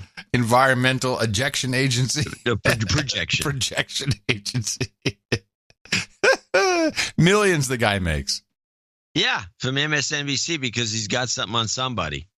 Unless they're MSNBC actually think this guy's the best. Hey, you know that this is the Daily Beast is coming with a big expose on more sex crimes and hashtag Me Too crap going on at NBC News in particular. Yeah. Isn't that interesting? Yeah, well. I can't wait for it. That's Roger Stone at work. Yeah, we'll see. Yeah. And they're the target. I wouldn't want to be working there. Simon Lutz, $200. Hi, fellas. Your great work on Adam's recent turn on Bitcoin motivated me to donate. We know at the meetup. Yeah. It's kind of an anonymous character there. Gave us some money, and he is a Bitcoin multimillionaire. He says, I decided not to listen to your advice, he says to me. Yeah. And apparently this is when the Bitcoin was like $17. Yeah, and he held on to it. He did better. He started a mining operation early on. Mined like 100 coins or more. Wow. He says at one year, and he's in the Seattle area, he moved out and bought a big ranch. Yeah. He says at one time he had so many servers running in the house that he didn't need heat during the winter. Just put a fan on him and blew it all over the place. Wow. Yeah. Well, I'm very happy he didn't listen to us. Yeah, he had 50 or 60 servers going, just mine. Fantastic. I'll do full-time mining. I love stories like that. Good work. Yeah, that's a great story. Good work, Simon. Good for him. It's pretty funny. Meanwhile, half the dudes named Ben were trying to do some stuff like that, but they never really took it too seriously, except this guy did. Takes a great amount of courage to reconsider things and acknowledge that you may have been wrong, especially after mocking it. That happens. Looking forward to the mocking part is just fun. Yeah, we mock everything, and that's mainly to make you feel better at the end of the show. Don't take anything too seriously in life. Yeah. But we're better than the average bear when it comes to accuracy. There you go. Looking forward to donating in a much more seamless way with Bitcoin in the future. Shout out to Crypto Twitter, and please call out Patrick as a douchebag. Oh, and for any German-speaking listeners interested in Bitcoin, I'm putting together a website to introduce people to the topic. Yeah, where were you 6 years ago? You can find it under blockinfo.ch. Keep up the great work, and thank you for your great content, the great content you provide. Yes. Oh, this is Simon Lutz. Yeah, he's in Switzerland normally. He's in Switzerland. Oh, well, thank you very much, Simon. Appreciate that. Very nice. Nicholas Cox in Leesburg, Virginia will be our second associate executive producer for the same $200 donation. I wanted to make this donation, he writes, on my behalf of my brother Matt C. He's broke. He's a broke-ass millennial who's been uplifted by your podcast. Please throw him some job karma and use the jingles. Obama, you're going to be dead. Followed. Who said that? I think it means you might die, is what I think. Oh, Obama saying you're going to die, followed by Ayn Rand, mac and cheese. And then a jobs karma. Okay. Yes, but hold on. Before you do the jobs karma, I have to do a report. It's very important. One of the guys, a dude named Ben at the meetup, he said he's the one who specifically asked for an all-Trump jobs karma and was out of work for 2 years. And let me guess. He described a whole series of coincidences that says make no sense except for the Trump jobs karma. Do not use it. Do not use it. Yeah, no, do not. Yeah, no. Do not use it. Do not use the Trump jobs karma. It is it has the opposite effect. Anti-karma. Really? That's what he says. Oh, I misunderstood. So he got Trump's jobs karma and then had 2 years of mishaps happening. Yeah. He specifically asked for all Trump. Oh. Well, I'm going to remove it from the lineup in that case. That's no good. So he also says that the combination, he doesn't know if the combination Trump-Pelosi works. Yeah, why risk it? Yes, right. So why risk it? They're gone. Why take a chance? They're gone. You might die. Living the mac and cheese life. Mac and Cheese by Ayn Rand. Jobs, jobs, jobs, and jobs. Let's vote for jobs. You've got karma. Yeah, I thought that was very interesting. Yeah. All right, and that's it?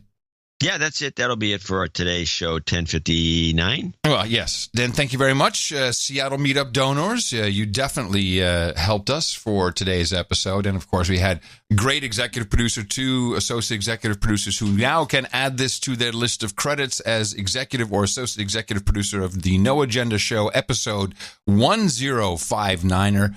And we thank you for your courage, of course. And, yes? And we're going to spin off the guys from the meetup into executive and associate executive.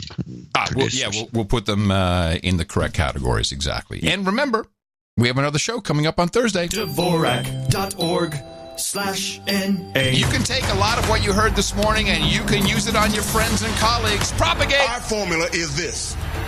We go out, we hit people in the mouth.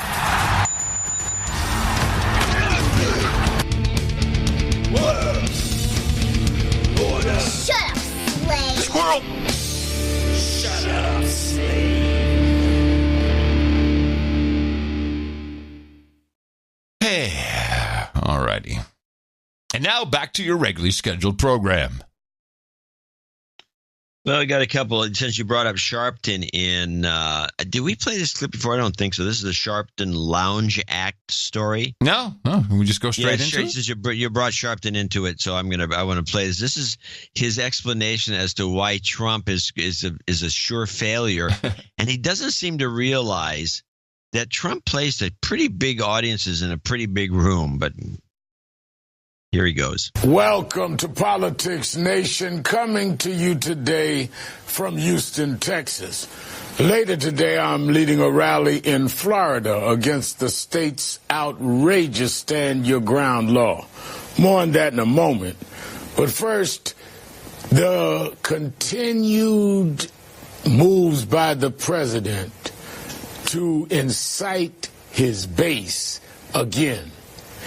At a rally last night in Ohio, President Trump continued to attack the media, the Democrats, the special counsel investigating the 2016 election, and yes, black people.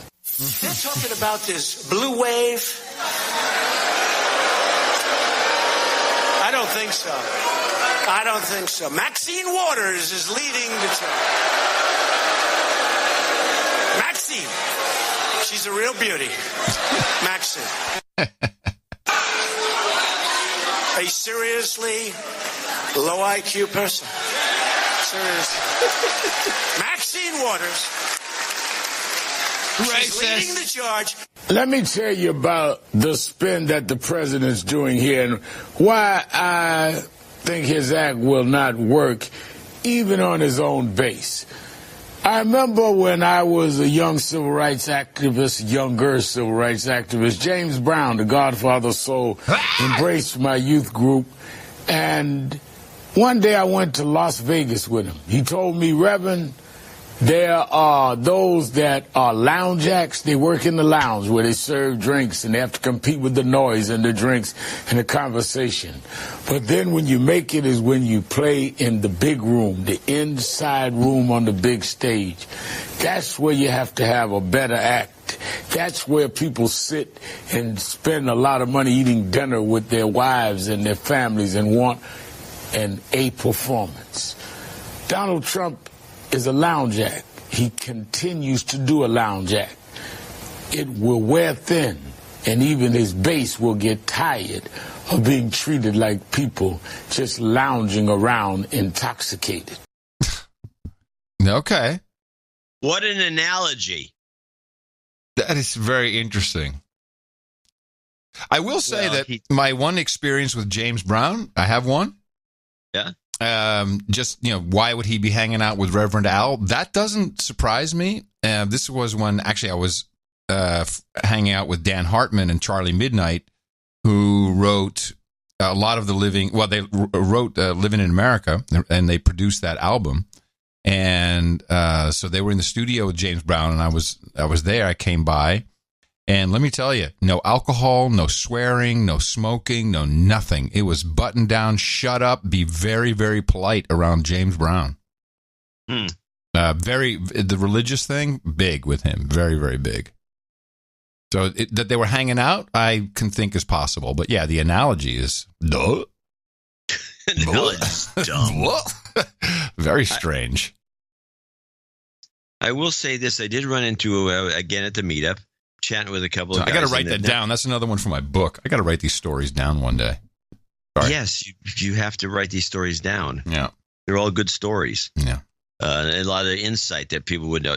I always knew it was kind of strict, but I didn't know he was like a religious nut. Yeah.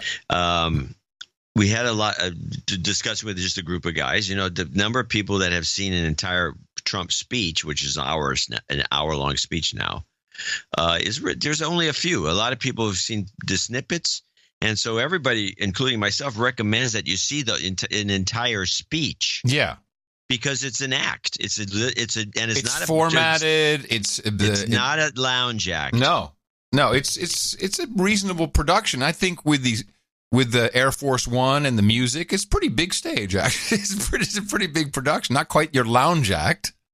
Yeah.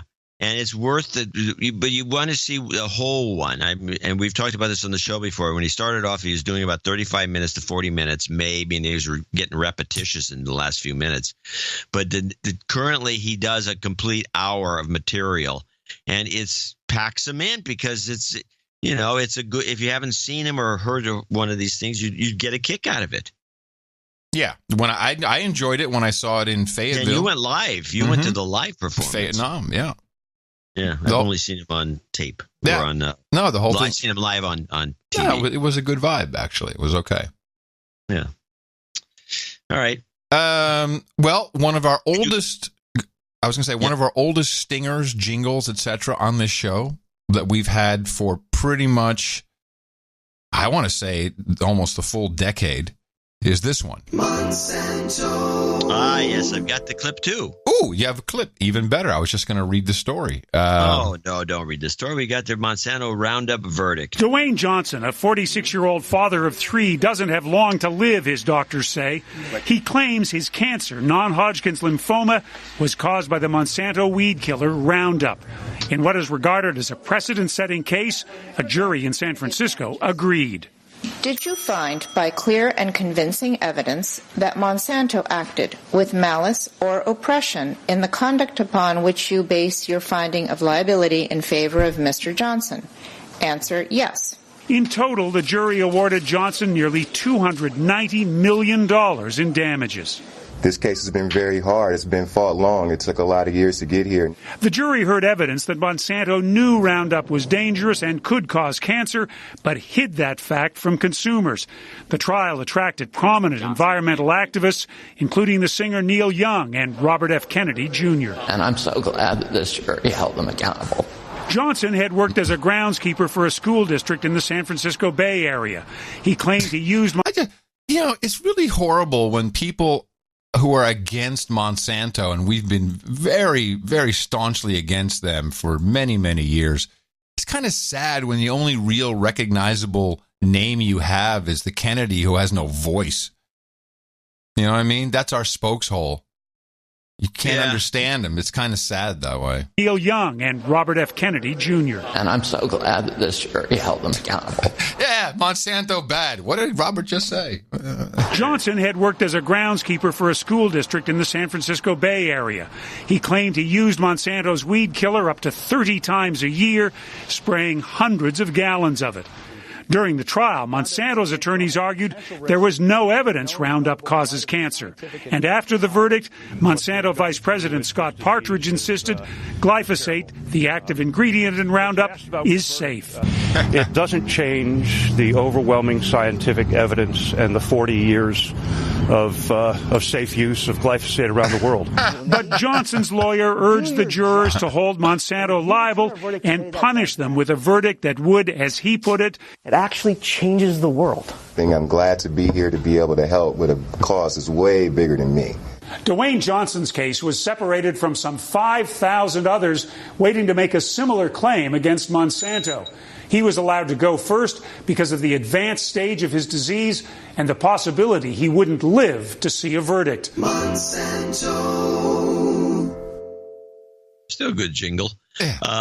Couple of things. One, at the beginning of the report, they mentioned that it's that the guy was, or that they had evidence to show that Monsanto knew it was dangerous, and then from that point on, it was no evidence. They never mention what this evidence was, never talk about it. And at the very end, the CEO and everybody in between goes, it's been proven for 40 years. We're going to go appeal. Yeah.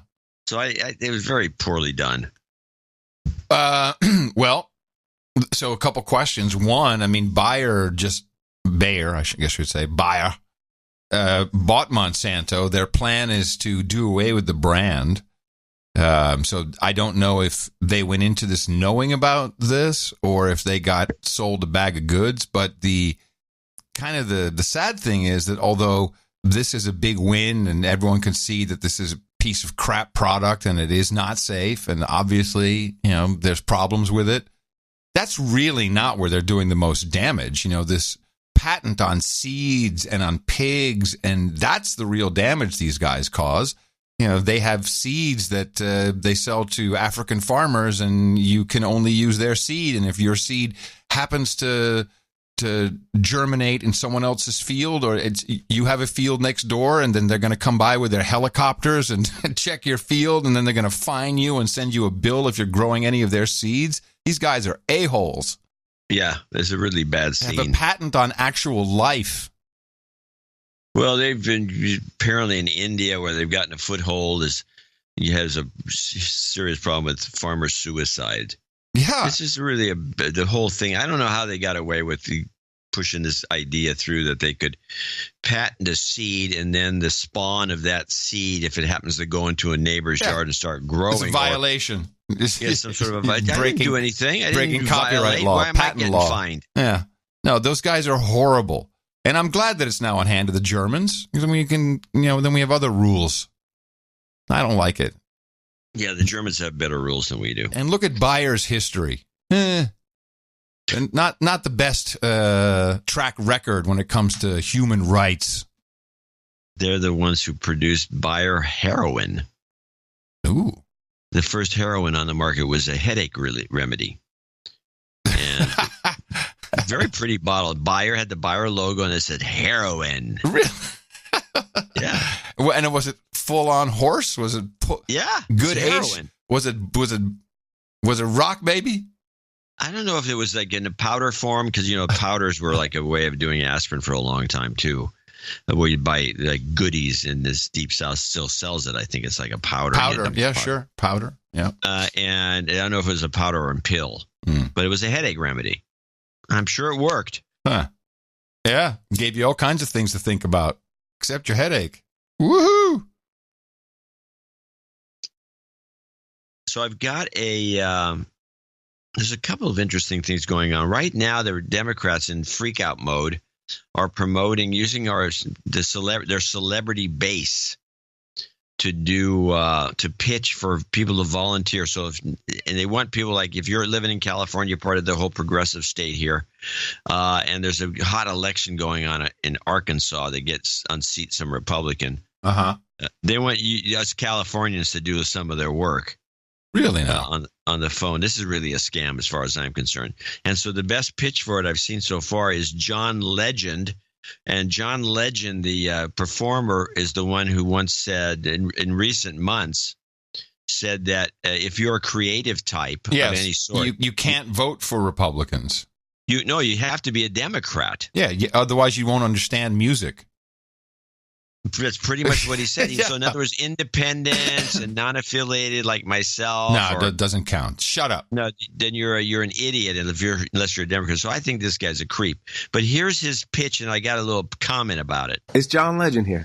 I'm hosting a virtual phone bank for Swing Left this weekend to help get out the vote ahead of the special election in my home state of Ohio. That's right. I'm from Ohio, and Ohio has a very special election on Tuesday. We're working to elect Democrat Danny O'Connor to the House of Representatives. Danny is campaigning on expanding health care, and he proudly promotes his F rating from the NRA.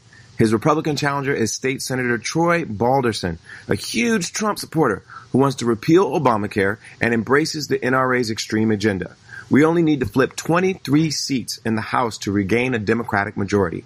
If Danny O'Connor wins, we'll be one seat closer, putting a powerful check on President Trump. Studies show that calling voters right before an election greatly increases turnout. Only a few votes can make a huge difference. Plus, this is a special election, and most people don't even know it's happening. So sign up and let's get to work. Once you sign up, you'll get detailed instructions and a script that's easy to follow. You can call voters from anywhere. All you need is internet access and a phone. So let's get out the vote in Ohio on this critical last weekend before the special election. This is what democracy looks like. Monsanto. This is what democracy looks like, he says. Yeah, this is what democracy looks like. Democracy looks like what? A script? Easy to follow instructions, slave? You're missing the point. That is one of their chants. This is what democracy looks like. Yeah, I know the cadence even. This is a chant. This is one of the chants. Yeah, no, I understand that. Okay. But the point I'm trying to make is that this is what democracy looks like.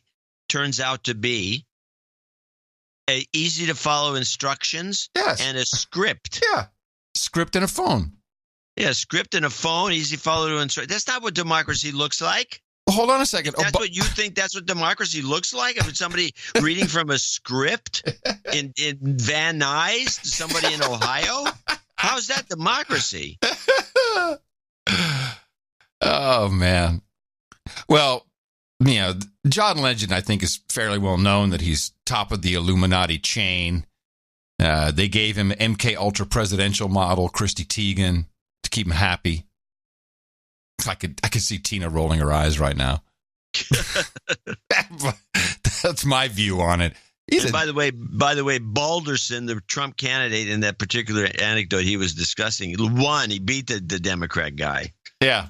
Whoops. So much for that. For your Van Nuys callers. When somebody calls you just before the election, ask them where they're really from. You want to just talk about their area. I understand you got like thunderstorms there, yeah? Why are you calling me? Get off the phone. Jeez. That is interesting. I got a couple Scandinavia clips. Now, Scandinavia is in hot water with Saudi Arabia as one of the few coming out with some. Yes, this is what big. Since we're up in Port Angeles area, where we get a lot of Scandinavian news. This is huge up there. Yeah, I got a little bit here. Saudi Arabia seems intent on escalating its protest against Canada for criticizing its detention of women's rights activists. It's taken a few measures to hurt Canada financially, and it's threatening more. Jeannie Lee is here with those details. So what's the impact and potential impact of Saudi Arabia's latest moves? Well, Rashmi, the impact is obviously hard to pinpoint, but it stands to grow. And that's if a Financial Times report proves to be true, that two massive institutional investors in Saudi Arabia, that would be the central bank there and also state pension funds, have decided to dump Canadian assets. Now, if they do this, and by the way, the order would come with a quote, no matter what the cost, meaning just sell. Don't question what you're getting, just sell. Then that would obviously have an impact short term anyway on the value of the assets that they are selling. Although at this point we don't know what they're selling specifically. There was a dealer quoted today in the wires that monitor the kind of stock selling that happens, and that person said there was a major sell-off or reports of a major sell-off from an unknown international dealer yesterday. We saw how Canadian stock markets fell even though U.S. markets were up. Not that they always follow each other, but certainly it was an unusually a stark contrast in yesterday's action. So the insinuation here is that Saudi Arabian royal family are pulling investments and doing nasty stuff to screw around with Scandinavia. And this all stems, apparently, from a tweet. When Canada hosted the G7 summit, the Prime Minister stood alongside his closest international partners. But as Canada wades through a messy diplomatic dispute with Saudi Arabia, he's getting little public support from those same trusted allies. We have seen a weakening of the sort of solidarity that I think would have been taken for granted a few years ago, and that is a very, very worrying thing. This former British High Commissioner to Canada is disappointed the UK and the US are staying neutral in the spat. The British Foreign Office offered a brief statement saying Canada and Saudi Arabia are both close partners of the UK and we urge restraint. And earlier this week, the line from the US, Canada is on its own. In the wake of Brexit in the UK and the rise of Donald Trump in the US, traditional superpowers are stepping back from their international responsibilities. Anthony Carey says the lack of solidarity is a result of that shift. And I hope that this is just some rough weather that we're going through and that we can restore the strength of those relationships, because it's a very worrying thing if we simply get into a world where it's every nation for itself. Canada would not be testing the strength of its allies, some argue, if it stuck to traditional diplomatic channels rather than use Twitter. The thing with Canada, their approach was undiplomatic. Behind closed doors, dialogue, communication, that's diplomacy. So here's the tweet from Canadian Foreign Minister Chrystia Freeland. Very alarmed to learn that Samar Badawi, Raif Badawi's sister, has been imprisoned in Saudi Arabia. Canada stands together with the Badawi family in this difficult time, and we continue to strongly call for the release of both Raif and Samar Badawi. That's the tweet that did it. Well, that was approved by the Prime Minister because he's an activist. Sure, I'm sure it was. And this commentary about the U.S. and Britain won't stand by Canada and all that. It's just being Canada. Assholes. No, it's not Canada. It's this guy.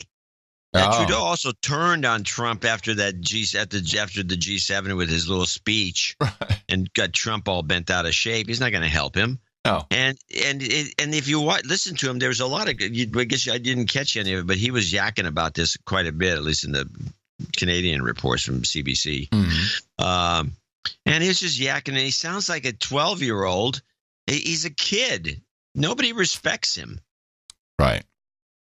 I mean, he's an embarrassment. I don't know why the Canadians, I guess they kind of like. Well, do you think they were trying to do a little bit of Trump diplomacy, thinking that's the way to go, and we know how to do this now, and we'll just tweet stuff out? That's how it's working. Element to that. Yeah, that must be. It works for Trump. Yeah, it doesn't work for Trump. It's just Trump. It's part of Trump's arsenal. There's a lot that goes along with it. Exactly. So it's a douchey all around. So I was getting there. Anyway, well, here's just current news. I might as well put this in there. This is the gearing up. I put this in. This is about the bunch of protests and demonstrations and bull crap in Chesapeake area and Virginia. And all this is for the yesterday's anniversary of Charlottesville. All the news networks were live, waiting for a bloodbath. We need to see it. We need to see death and destruction. So outrage porn. This was the pre-report. I put it in. You're going to have to try to guess why I put this into today's. Is the word convo or veggies in there by any chance? No. Okay. No. You didn't guess it. No. You may figure it out once you start hearing the report. About 700 Virginia state troopers are part of the heightened security in Charlottesville. Part of the city has been locked down, cutting off all vehicular traffic and forcing pedestrians through 2 checkpoints, all until Monday morning. Nothing would excite us any better than this to be non-eventful and folks to go home and it be a peaceful weekend for all. 1 year ago, white nationalists, angered by a plan to remove a Confederate statue, marched through the University of Virginia campus bearing torches while chanting racist and anti-Semitic slogans. The next day, thousands of white nationalists made their way through Charlottesville's streets, only to be met by counter-protesters. Violence and chaos swirled for hours. Heather Heyer was killed when a car plowed into a crowd of counter-protesters. James Alex Fields was indicted in Heyer's death and faces dozens of hate crime charges. Is there an epidemic of constipation going on in the mainstream media? No, this is your boy. This is the guy. It's Jeff. Now, white nationalists have planned a rally for Sunday in Washington, D.C. At least 5 counter-protest groups were also granted permits. Washington, D.C. Mayor Muriel Bowser. The only right message, and the message that I hope that we will carry jointly as Washingtonians, is love, inclusion, and diversity. Guns will be prohibited from the demonstration zone in Washington, but they are allowed within downtown Charlottesville. UVA student Eric Patton Sharp. So what is your main concern heading into this weekend? Main concern is making sure that there is total safety for civilians here in Charlottesville and that the police presence actually does their job and protects the students and community members. Officials won't say whether the increased police presence here is just as a precaution or in response to a specific threat. To be honest, I couldn't get past the constipated delivery. It's Jeff. Jeff Begay is the best. Yeah. Is that why you clipped it for me? Yeah. Okay, so I guessed it because he was pooping. And now, I thought it was interesting that the mayor of Washington, D.C., similar to the mayor of San Francisco, part of the new regime of progressive black women, says that the only thing that's important is love, inclusion, and diversity. Yeah. I'm thinking, what about public safety? No. I mean, she's the mayor. No, if you have love, then you don't have to worry about anything else. Public safety, clean the poop off the streets, this sort of thing seems more important to me than diversity. Yeah. But okay. Because you had asked, I did some more follow-up research on the Austin Equity Council, who wanted to change the name of Austin because, Austin's founder owned slaves. So how can we possibly call ourselves Austin without being a shining example of institutional racism? Mm-hmm.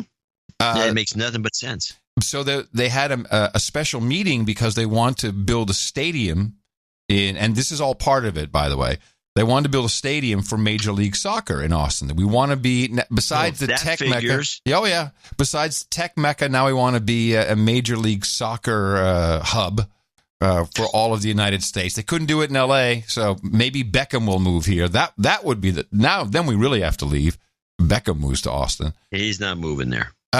So there were people who want this, there's a lot of Major Leagues, MLS, they call them, MLS player, MLS fans.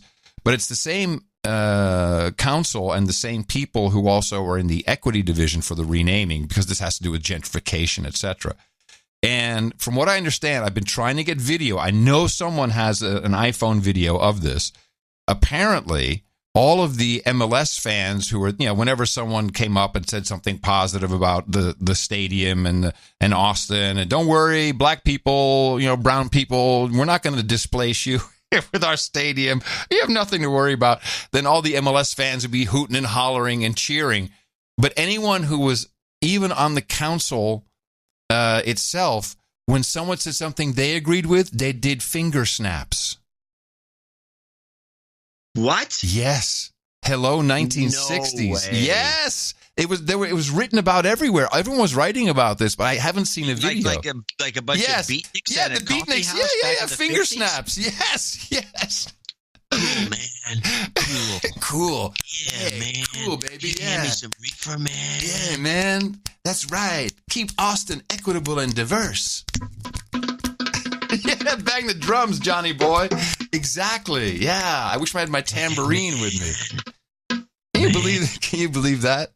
They're doing finger snaps. I cannot believe it. I don't believe it.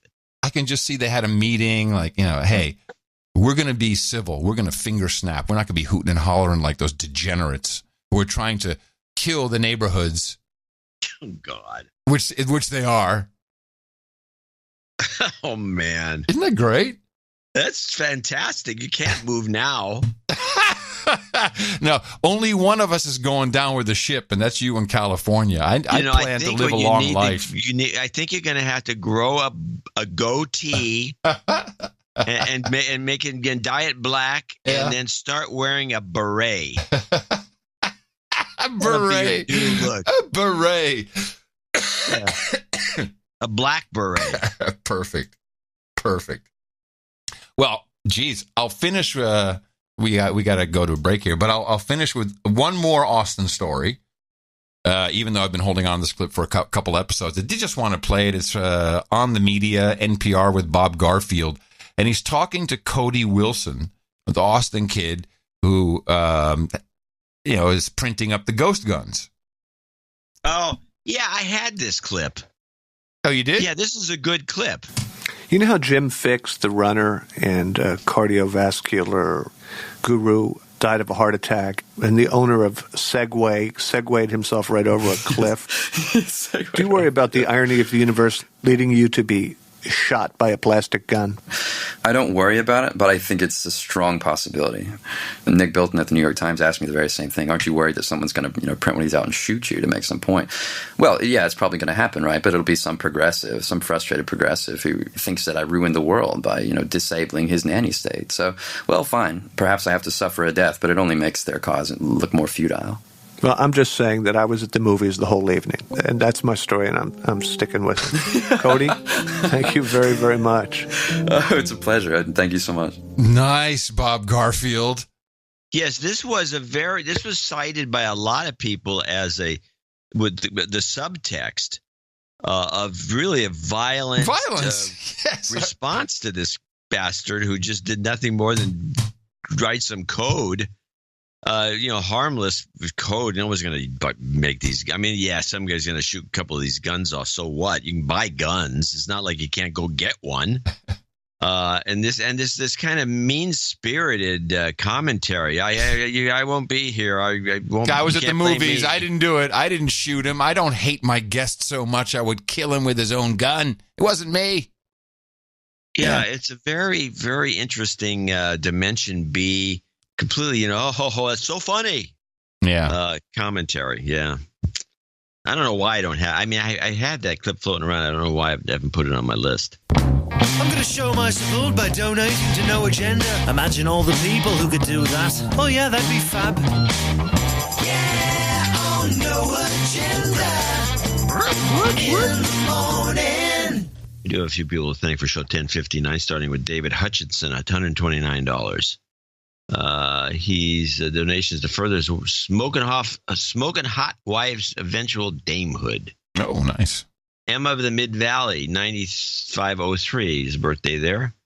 And coincidentally, in the random number thesis, Today, 23 years ago, my smoking hot wife and I got married. Ah.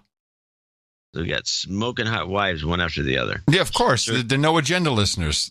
We attract smoking hot women. Smoking. That's right. Sir John Donovan, Baron of Sicon Val in San Jose, California, 8888. Tyler King, 8888 in Redway, California.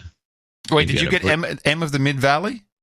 Yeah, I did. I'm sorry. Well, he's your friend in the AFG. I didn't hear that part. Okay, that's good. Keep going. Oh, I didn't read it. Right. Didn't read the note. No worries. M of the Mid-Valley, 9503. Maybe I didn't do it. Now you got me wondering. Yeah, no, because I had to read the smoking hot wife part. Yeah, but there's two smoking hot wives. Yeah, that's why I said the second smoking hot wife. Okay, smoking hot wives. Good. Okay, we got Stell's getting a birthday call. There's a Tyler. Do you have the Tyler King birthday call? That's the one I was asking about. I do.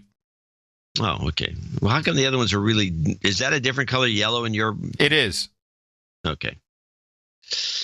Egghead, AIGH head, 8888. Please call me Egghead. There's a birthday shout out involved there somewhere. Yeah. One happy and one sad. Do we get that note? Why don't you look up his note? Great. We don't know what his email address is, so we can't look up the note unless it's under Egghead. It might be. So. Well, you go ahead. You keep on reading. I'll see what I can find. Richard Hedenberg, 8888. A lot happening in my life last week, and I simply missed this. I share my birthday. Another birthday. Is Hedenberg on here? It's not from my birthday. Yes. We got a lot of birthdays going on. We didn't have none last time. Yeah. Amanda Albritton in Kingston, and Hedenberg is 8888. Amanda Albritton, 8008 in Kinston, North Carolina. Please make this donation. Make sure the boobs won for my husband on our 15th year anniversary, October 4th. Yeah, okay. She sent in a really nice note, an email to me, and she says, hey, my husband listens to you. He really loves it. And his brother gave him a donation and a shout out for his birthday last year. And it's our anniversary. And I think the boobs donation is the one I want to give. It was really sweet. They're very kind of her. Peter Tangney in Plymouth, Massachusetts, 7777. Anthony DiStefano in Poughkeepsie, 75. Keep going. Q for Dvorak. Chris Beggio, 7373. 73s. Edward Pash, 6006. Here's a little boob to brighten John and Adam's day. Julian Carpenter, 5377. Avon, Colorado. He needs a de-douching. Okie dokie. You've been de-douched. And we do have a birthday for his dad coming up. Taylor Martin. Now, the rest of these are 50. We don't have a lot today, actually. You get some big ones and then just a normal kind of thing. Would have helped if I did a newsletter, but I didn't. Yeah, people were very worried about you. You didn't do a newsletter. They were. I'm going to do a special newsletter on Monday. Okay. Maybe. Peter Middleton in Reinholds, Pennsylvania, 50. These are all 50s. Taylor Martin in Reinholds, Pennsylvania. Peter Middleton, parts unknown. Robert Dacanay in Fairfax, Virginia. Kimberly Redmond in Toronto, Ontario. Jonathan Ferris in Liberal, Kansas. Brett Yo in Cantonsville, Maryland. Richard Gardner. Sir, I think. Sir, yes, Sir Richard Gardner. Parts unknown. Robert Bruckner. And that's it. Boom. Done. Yeah, I remember why you do the newsletter. Yes, I just proof again. Yep. Why you do the newsletter? You're always begging for money. Well, now you know the reason why. Yeah, because people then remember. They remember to listen. There's a lot going on in people's lives. We understand. And by the way, thank you very much for choosing once again to listen to the show. There is so much you could do. But as I heard someone say the other day, podcasting, unlike anything on YouTube or video, it's found time. It's time that you didn't know you had to fill with beautiful information and helpful hints and life-saving tips.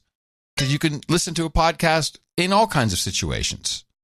Yeah, at the gym. At the gym. While doing the dishes. While walking the dog. While going to work. While walking the dog. While making love. I mean, you can listen to podcasts anywhere.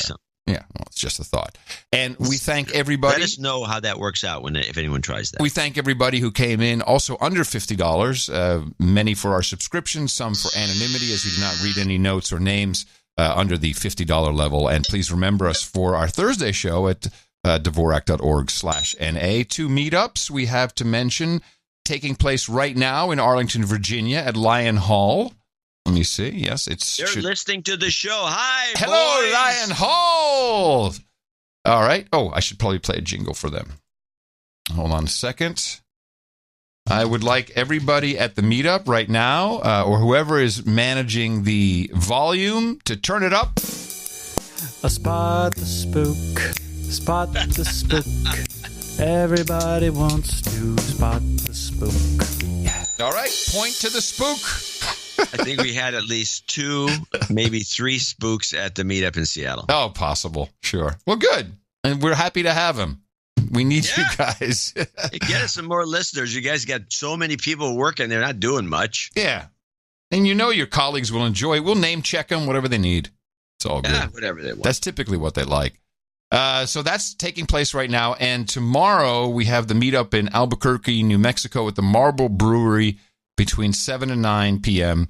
That's 11 Marble Avenue in Albuquerque, New Mexico. So go check that one out. And mark down October 6th as the future Austin meetup. And again, mark down Thursday. That is our next program. And remember us for your support at Dvorak.org/NA.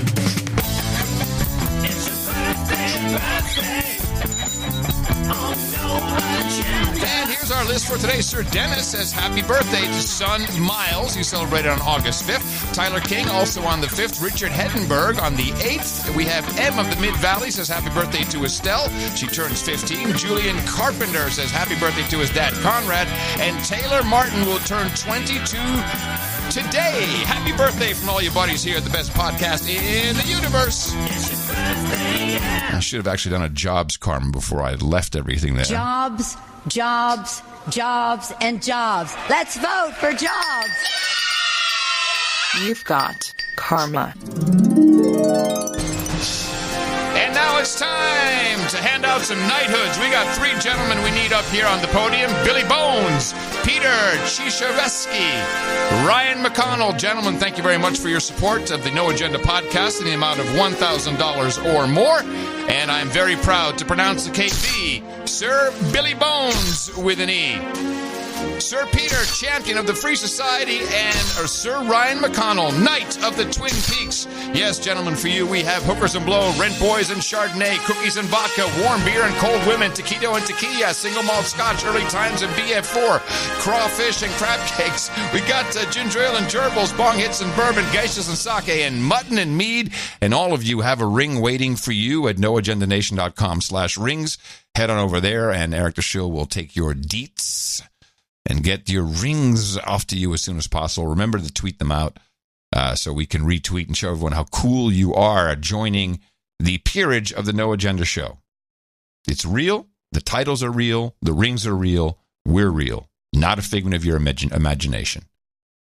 And if anybody was left out, which is possible. Very possible. The meetup, and it was like paper flying. Mm-hmm. And a lot of, I didn't bring the envelope.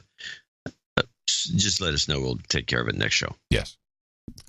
Could I just do a little flashback for people? I thought it would just be helpful. Also, flashback. That is very effective. Could you do that again? That's very effective. I like that a lot. Flashback. Yeah, that's pretty damn good. But all of this talk of meddling in elections,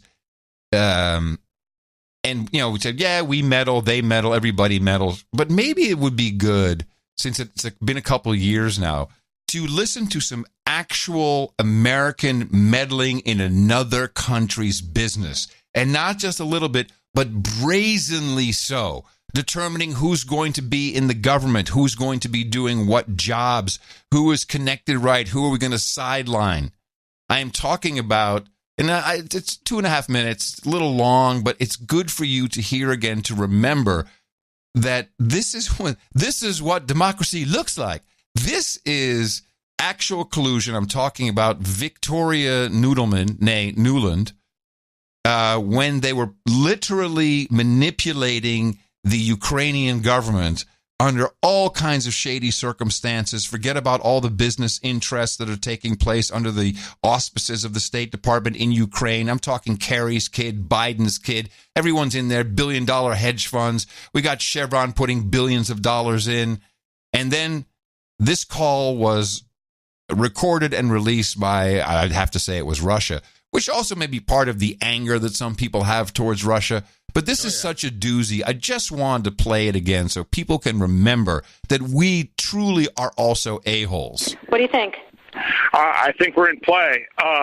The Klitschko piece is obviously the complicated electron here, especially the announcement of him as deputy prime minister. And you've seen some of my notes on the troubles in the marriage right now, so we're trying to get a read really fast on where he is on this stuff. But I think your argument to him, which you'll need to make, I think that's the next phone call we want to set up, is exactly the one you made to Yachts. And I'm glad you sort of put him on the spot on where he fits in this scenario. And I'm very glad he said what he said in response. Good. So I don't think Cleach should go into the government. I don't think it's necessary. I don't think it's a good idea. Yeah, I mean, I guess you think, in terms of him not going into the government, just let him sort of stay out and do his political homework and stuff. I'm just thinking, in terms of sort of the process moving ahead, we want to keep the moderate Democrats together. The problem is going to be Tony Book and his guys. And, I'm sure that's part of what Yanukovych is calculating on all of this. I think Yachts is the guy who's got the economic experience, the governing experience. He's the guy, what he needs is Cleach and Tony Book on the outside. He needs to be talking to them 4 times a week, I just think Cleach going in, he's going to be at that level working for Yatsenyuk. It's just not going to work. Yeah, no, I think that's right. Okay. Good. Well, do you want us to try to set up a call with him as the next step? My understanding from that call, but you tell me, was that the big three were going into their own meeting and that Yachts was going to offer in that context a three-way, the 3+1 conversation or 3+2 with you. Is that not how you understood it? No, I mean, that's what he proposed, but I think just knowing the dynamic that's been with them where Klitschko has been the top dog, he's going to take a while to show up for whatever meeting they've got, and he's probably talking to his guys at this point. So I think you reaching out directly to him helps with the personality management among the three, and it gives you also a chance to move fast on all this stuff and put us behind it before they all sit down and he explains why he doesn't like it. Okay, good. I'm happy. Why don't you reach out to him and see if he wants to talk before or after? Okay, will do. Thanks. Okay, I've now written, one more wrinkle for you, Jeff. Yeah. I can't remember if I told you this or if I only told Washington this, that when I talked to Jeff Feltman this morning, he had a new name for the UN guy, Robert Seri. Did I write you that this morning? Yeah, I saw that. He's now gotten both Seri and Ban Ki-moon to agree that Seri could come in Monday or Tuesday. Okay. So that would be great, I think, to help glue this thing and have the UN help glue it. And, fuck the EU. While I'm driving off laughing, this is what I'll say. Fuck the EU. Fuck the EU. Fuck the EU. Fuck the EU. No, exactly. Fuck the EU. Just a little flashback. So at the meetup, there was this pretty blonde that showed up, and she happens to be one of the people at Amazon Intelligence. Oh, okay. And what did she have to say? She said she had a funny way of finding the show. She was in Russia for a couple of years, finishing up something or other. She's a security analyst, and she was in Russia for a year or two as part of her college program. Mm-hmm. And she was there during this specific episode. And she said she was nearby where there were protests outside of the American embassy, and there's people picketing saying, get the CIA out of Ukraine, right? And this sort of thing. and they had a whole different story about what the hell is going on over there. And she said somebody turned her on to our podcast. She says she heard it, and she says, these are the only guys that are actually covering this at all. Yeah, at the time, it's true. It was, to me, we were like, wow, this is fantastic. Barely covered under the guise of, well, she said the F word, so we can't really play this tape for you. You really shouldn't hear it. Right. It's like, because she said something bad. She's sorry for it. Nobody played that and took it or analyzed it or took part. They just all played along with whatever we were telling it or what our government was telling everyone to say. And so they were parroting whatever our State Department said. Yes. And so she found it very refreshing. She's been a listener ever since. Oh, well, good. Yeah. Spook. No, it's okay. We welcome spooks. Don't care. Amazon intelligence. I can understand Amazon security, but what's the intelligence? Are they spying? Did you ask about? It has to do with market intelligence. Spying? Maybe. What's the difference? I know I've seen market intelligence used as a structure that people. I'm in marketing intelligence. In other words, I like that. I don't know why they bother, but okay. Marketing intelligence, interesting. Yeah. But also security. So she had a strange background. Well, Amazon knows everything about it. Amazon really is, in my mind, almost more evil corp than Google. Maybe. Yeah. But, they're running Whole Foods now. And I've seen this one story about Facebook trying, requesting customer data from the banks. And, of course, you can't really find any in-depth analysis of this. Because my first question would be, do the banks have my written permission? Have I signed that away when I opened an account? Am I unaware of their ability to do this? To do what? To give my data to a third party like FaceBag? I think that they just do it. I don't know that you've given them the. Well, honestly, when you open a bank account, but you're a customer of their bank, and they. Well, what if I gave your email address to Facebook? Or what happens when they say, I look at your or when you click on Google Maps, it says we now own your contact list. Well, people on my contact list didn't give me permission to do that. Right. I think there's a lot of this going around. Well, I'm just curious if, my account history.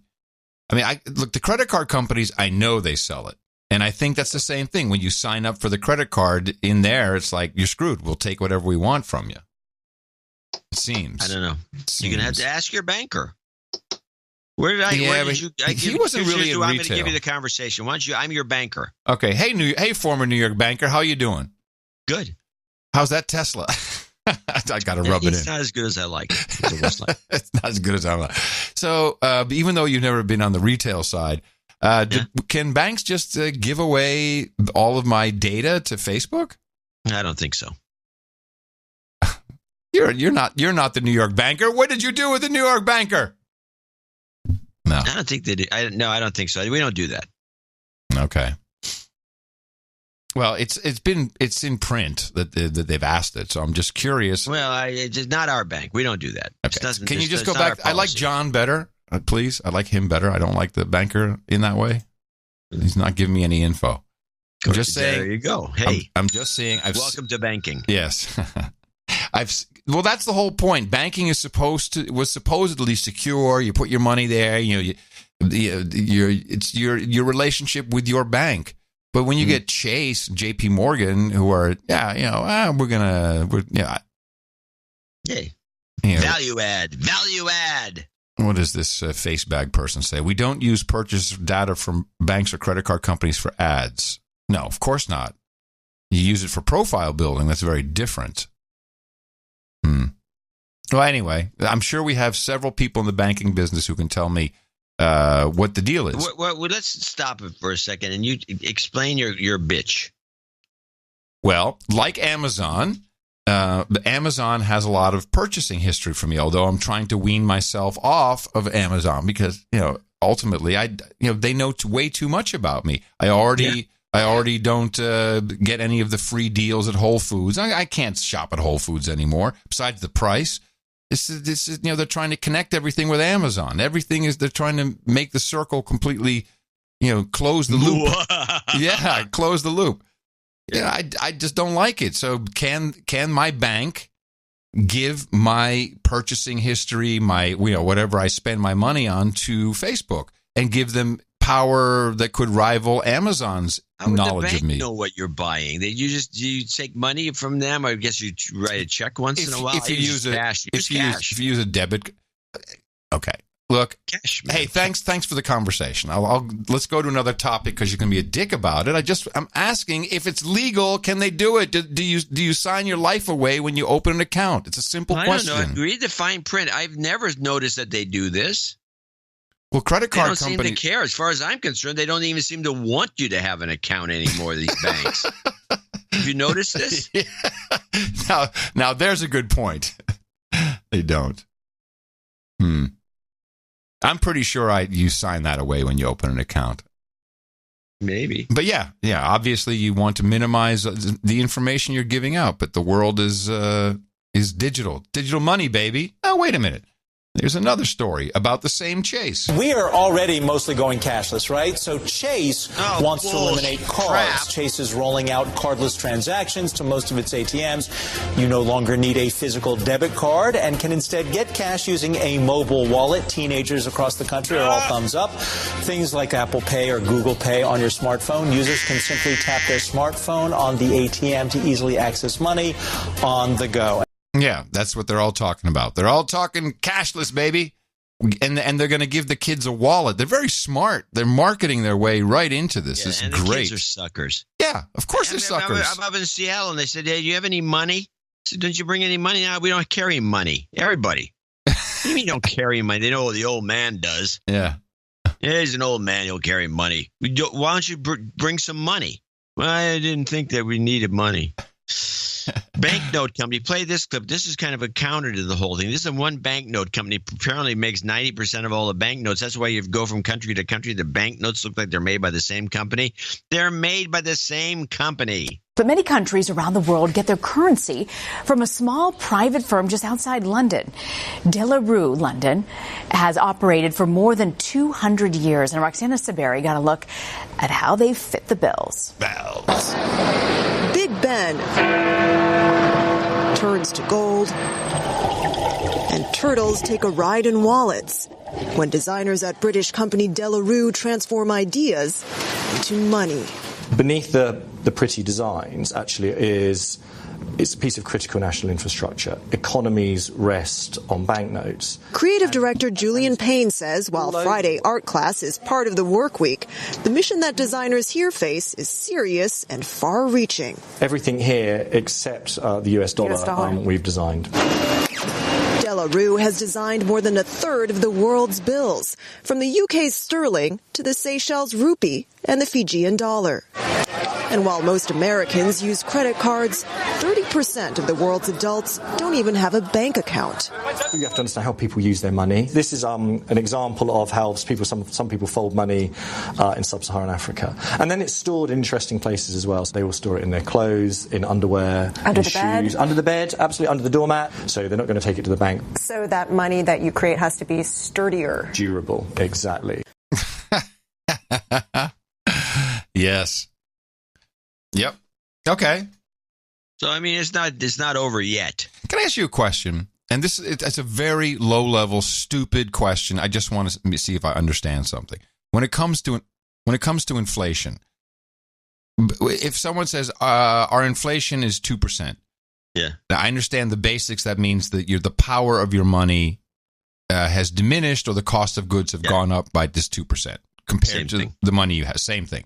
Does this occur due to setting of the rates, or is it does inflation imply actual creation of new money that lowers the purchasing power of the money? Nobody knows. Okay, nobody knows. Okay, thank you. Best answer. And the reason why I was thinking of it is I remember when in the 70s I was on vacation in the late 70s from Holland in the States, and the Toyota truck. I remember the whole campaign, Jump for Toyota. Remember that it would jump up the whole family and they'd freeze it, like Jump for Toyota. Up, and then they freeze frame. And I remember the cost of the truck. Yeah. $4,999. Yeah. Now, the same truck, although, of course, modernized today, costs $50,000. Same truck. Yeah, pretty much. So that's because of inflation. The power of our dollar has diminished. Well, there was a real serious inflation issue in the 70s. So everything from about 1965 to 1970, everything you bought in that period would be 10x. Right. And I always look at it as 10x. Gasoline was it's about it, 25 cents a gallon. Now it's $2.50. Now it's gone up, so there's been even more inflation. The Ford Mustang in 1965 was $2,700. Yeah, and now it's so it's $30,000. $30,000, yeah. Plus. Yeah. So everything is 10x in that period, and this benefits a lot of my dad used to always say, the thing about high inflation is it benefits the debtors. Because you get to pay off your debts in cheaper money, right. And so the bankers and all these people that have a lot of outstanding debts, loans, they got loans out. They don't want people paid. So they're trying to keep inflation down. The Fed knows that inflation is going to creep into the system anyway because the business cycle will make it happen. So it's their job to do a balancing act to keep it around their goal around 2%. That way the banks can deal with the cheaper money because it's not going to get that much cheaper. And the whole thing is the Federal Reserve that's their job, is to kind of keep anything from going too crazy one way or the other. But to try to keep it low also promotes the idea that perhaps you can go into a depression where you have reverse inflation. Yeah, when has reverse inflation happened? I've never seen it really. Exactly. It almost happened around 2008, 2009. They talk about it, and it never happens because they're just not going to let it happen. Right. So flood the market with money. However this black box works, the bottom line is that in about 30 years, you get about a 10x devaluation in the purchasing power of your money. Probably. Okay, good. Then at least I understand. Well, you kind of do. Go Bitcoin. Well, I would actually say gold. Yeah, well, it's there may not be that much difference between the two in some aspect. In some aspects, but you can buy a gold bar. Yeah. Yep, I had one. Good times. We know. Good times. The story's been told. Good times. All right. Just staying in the financial realm for 1 second, I want to play this clip, and I have a little comment about it. This is about and by the way, I want to say we called a short on Tesla, which is not investment advice, but we were absolutely right. It went down to 250. It doesn't mean that you remain short and that now we're like idiots because it went up. I mean, this is how it works. This is day to day, and I think we called it correctly. But now this thing is skyrocketing because Elon Musk, in a tweet, said, I'm paraphrasing. I'm going to take this thing private. The financing secured, at $420, which is an obvious joke. Not that the taking the company private is a joke. In fact, I think he's going to. I have a thought on why. Here's the little story first. Let's bring in now Larry McDonald, who's been listening at all of this stuff and put out a great note about looking at Tesla bonds. Before we get to what the bonds may be telling us, let's talk about this equity move here, Larry, because you've got either one of two things happening. You've got a market that is happy that maybe Musk may be recusing himself, or you've got a market that may be happy that by this reporting by Alex Sherman, it is more likely a deal for a takeout is going to happen. Or I guess C, combination of the above. Well, I think Karen nailed it. I mean, this is making it look like there's a deal. It's a kind of credibility cover-up. But at the end of the day, they would have to do something like this once he put that forth. But, the bottom line is, as I was listening to the table here, he's made a mockery of the SEC. And if you're worth $26 billion, right? He's making a calculated bet that, okay, I might get $1 million fee. It might be $5 million. You're worth $25 million. You'll spend $1 million, $5 million, maybe $500,000 to burn the shorts. And at the end of the day, now the board has to put forth a happy face. They have to make it look like they have real financing. But the whole capital structure all week bottom line, from the Solar City bonds to the high yield bonds, has really been telling you there's no financing there right now. So the reason I bring this up is during my calls over the weekend, the Elon Musk came up, and like a throwaway conversation, like, how about that? And what the fuck is he doing? And I'm here to tell you that the intelligence agencies, but really in particular, the National Geospatial Agency. Yeah, that guy. Those guys. And of course, NASA. They love Elon Musk. He is God. He is so deep inside, because we all talk about Tesla. That's his payoff. They're going to help him. They will do whatever he wants. I truly believe he'll take it private at 420. They love this guy. It's all about SpaceX. Tesla is a joke compared to what he's really doing. This guy is in deep. They love him, and they will do anything for him. They think he's the wunderkind, the genius. He's gone way beyond where we see him in the public eye. Man. Tony Stark.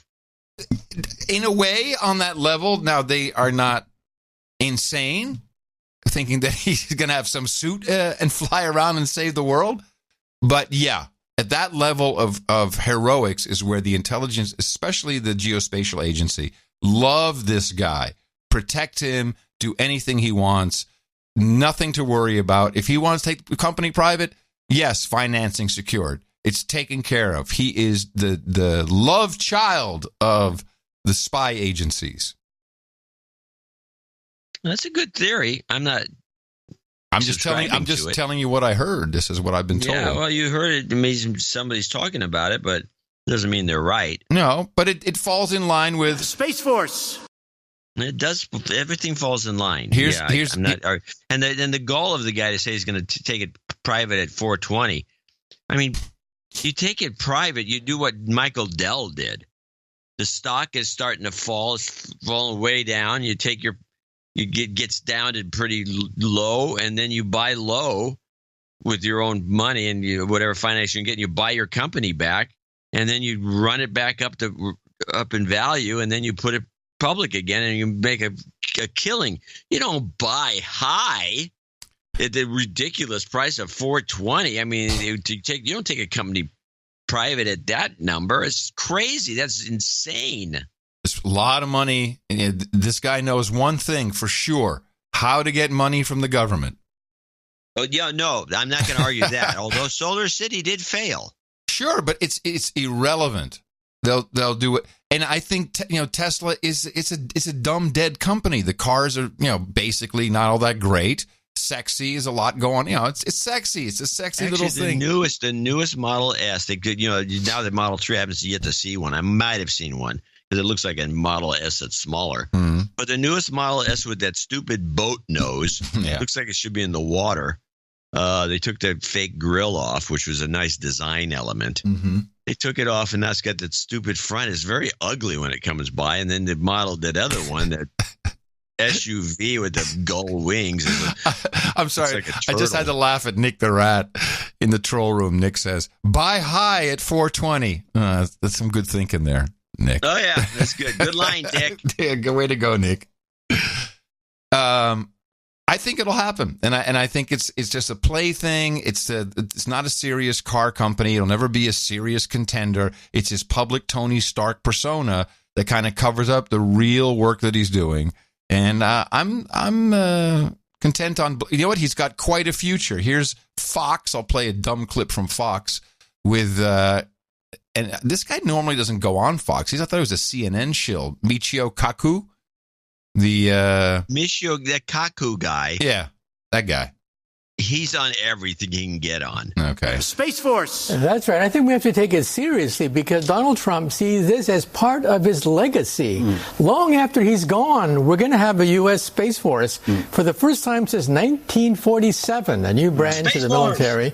And I think he wants to put his stamp of approval on this, so we have to take it seriously. We don't realize that outer space, we are a sitting duck for a preemptive strike. Right. You realize realize that we are the most vulnerable because we have over half of all the commercial operating satellites in orbit. Yeah. And even a small nation like North Korea, a hydrogen bomb over Kansas would be enough to wipe out nearly half of our telecommunications network and paralyze power stations across North America. Right. And that's just one hydrogen bomb over Kansas. In fact, this conversation is happening in outer space. This TV show is carried by Space satellites, Force. the internet, telecommunications, radio, GPS, all of it, the economy, national security is done in outer space. And like I said, we're sitting ducks. So that's why I think we should follow what Ronald Reagan did. Ronald Reagan said, A, we need peace through strength, but B, let's cut a deal with Gorbachev. Let's try to manage the unmanageable by cutting a deal.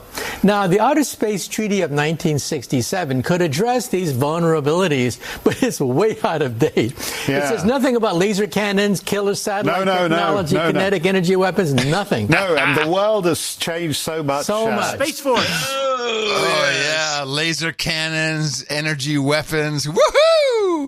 I'm telling you, and Elon Musk is the man. You hear Trump? He's always talking about, we got commercial people sending stuff into space, Space Force. We're the best. Commercial, all these. We got rockets flying. It's all Elon Musk. And not all, but Elon Musk is the golden child. Yeah. He's got them all by the balls. We'll see. Yep. Well, I'm saying 420, he takes it private. 420. Look, I'm not. I think 420. If it's 420, it's got to be the number. I think. I'm thinking about it. The symbolic, in your face. 420. Yeah. Smoking a doobie. Yeah. I'll buy 100 shares. I can't. That's all I can afford. It won't make a lot of money, but won't make any money. Like $100. What's it at now? $360 probably. Yeah, so not even. I'd make $60. Yeah, it's all right. $60 on a lark. On a lark. Exactly. It's a lark.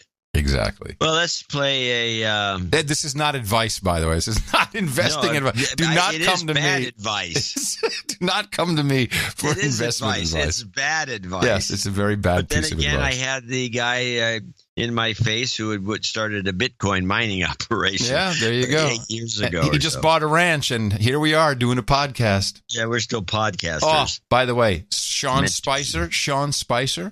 Yeah, the first White House press spokeshole for Donaldus Trump. Yeah. Speaking at the Commonwealth Club, as you can imagine, when you have been in the public eye like that, and Saturday Night Live skits are done about you, and just all this. I mean, this was the guy to hate on, to yell about. I mean, he was defending the indefensible, and you'd think, really, this is a career starter. You get out, you can go almost anywhere, you can do almost anything. And Sean Spicer has really grasped this opportunity, by the horns and taking it head on. And he's got a career path that I'm very, very envious of. I have a number of questions about your next steps. What are your plans, and how has your time at the White House colored, let's say, your opportunities? I've frankly been pretty blessed with a lot of things since I've left, and I've launched a podcast. That's right. He's launched a podcast. I'm glad he's stepping up in the world. Welcome to the big league, Sean. Yeah, man, it's cold up here. Lonely at the top of the podcast He'll be on pile. Podcast One network. Yeah, probably. With everybody else. All right, we got time for another clip from you, and then we should go. Well, I've got a couple. We can do Snapchat's failing is an interesting clip. Ooh, I'd like to listen to that for a second. Do that one. 3 million active users is what Snapchat said that they lost in this last quarter. Before we get into the overall social media, what does that mean for Snapchat specifically? It's a good question. I mean, Snap hasn't had particularly encouraging earning reports since it went public. And I think what people are looking at now is not just whether or not Snap's recent redesign is the cause of this, which is what the CEO, Evan Spiegel, said was part of the disruption in users. We heard a lot of rumblings about those. Absolutely. I mean, the redesign was very poorly received. In fact, Snap ended up reversing some of the design changes that it made. But I think the bigger question is whether or not this hints at some sort of larger social media fatigue, and this is more evidence of that. Yeah, you're hitting on the point exactly, because in order for these companies to flourish, they've got to be used by people. So have we hit that hard stop? Is the saturation point among us? I think the saturation point question is the big question right now. And when you look at the fact that Facebook has more than 2 billion users on its platform, you just start to think, oh my gosh, how could they possibly get any more users than that? And that is the point, right? There are only so many people in the world, and there are only so many people who are going to want to use social media and platforms like Snapchat and Facebook. So at some point, these companies, and they've already started to do this, need to think less about this, user number and think about engagement. And that's what's actually going to matter in the long run. Engagement is the amount of time a person spends on the site using the service, right? That's correct. People turn away from social media when they stop finding it to be a pleasant experience. So one of the issues facing all of these companies is how do they, for lack of a better word, police the language, police the behavior? Seems like a complicated question for companies that are just trying to make a buck. Yeah. Social engagement. They put a chart up showing how happy are you after you go on one of these things? And a lot of people more people are saying, I'm getting miserable. Depressed. I'm miserable. I'm miserable. I was told off, that I'm a Trump supporter or whatever. There's hope. Trump has ruined these things for everybody. Yes. Well, I thank him for that. Yeah, as far as I'm concerned, he did a good deed. Go Mastodon. Mastodon. Go podcasting. Go Bitcoin. There you go. All right, everybody. Thank you very much for those of you on the live stream in the troll room, noagendastream.com. Great to have you here. If you're on the stream, we have On the Odd episode 906 coming up next, the Flat Earth Theory. That should be a good one. They're pretty new to the stream. That's the No Agenda Stream. It's 24/7. There's always something fun on. Thank you, Ben Rose and Void Zero. All right, everybody.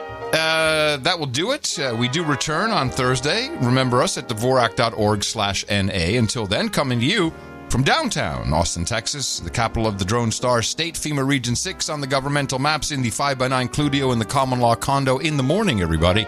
I'm Adam Curry. And from northern Silicon Valley, where there's poop everywhere, I'm John C. Dvorak. Until Thursday, as always, adios, mofos.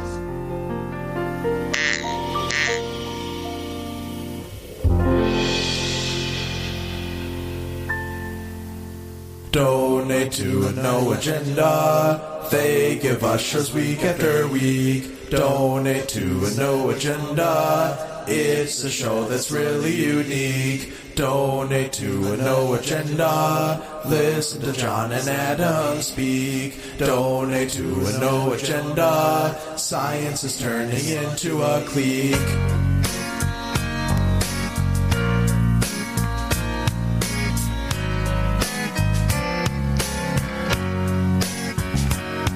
Flying over Afghanistan, or maybe it was Pakistan.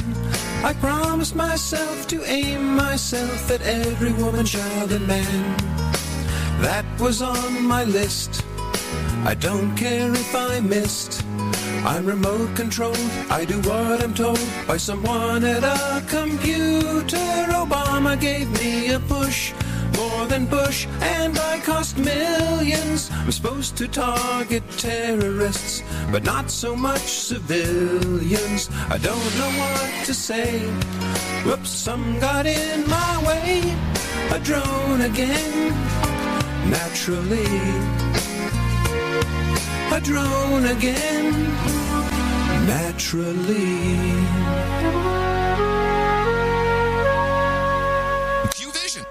I see it clearly. For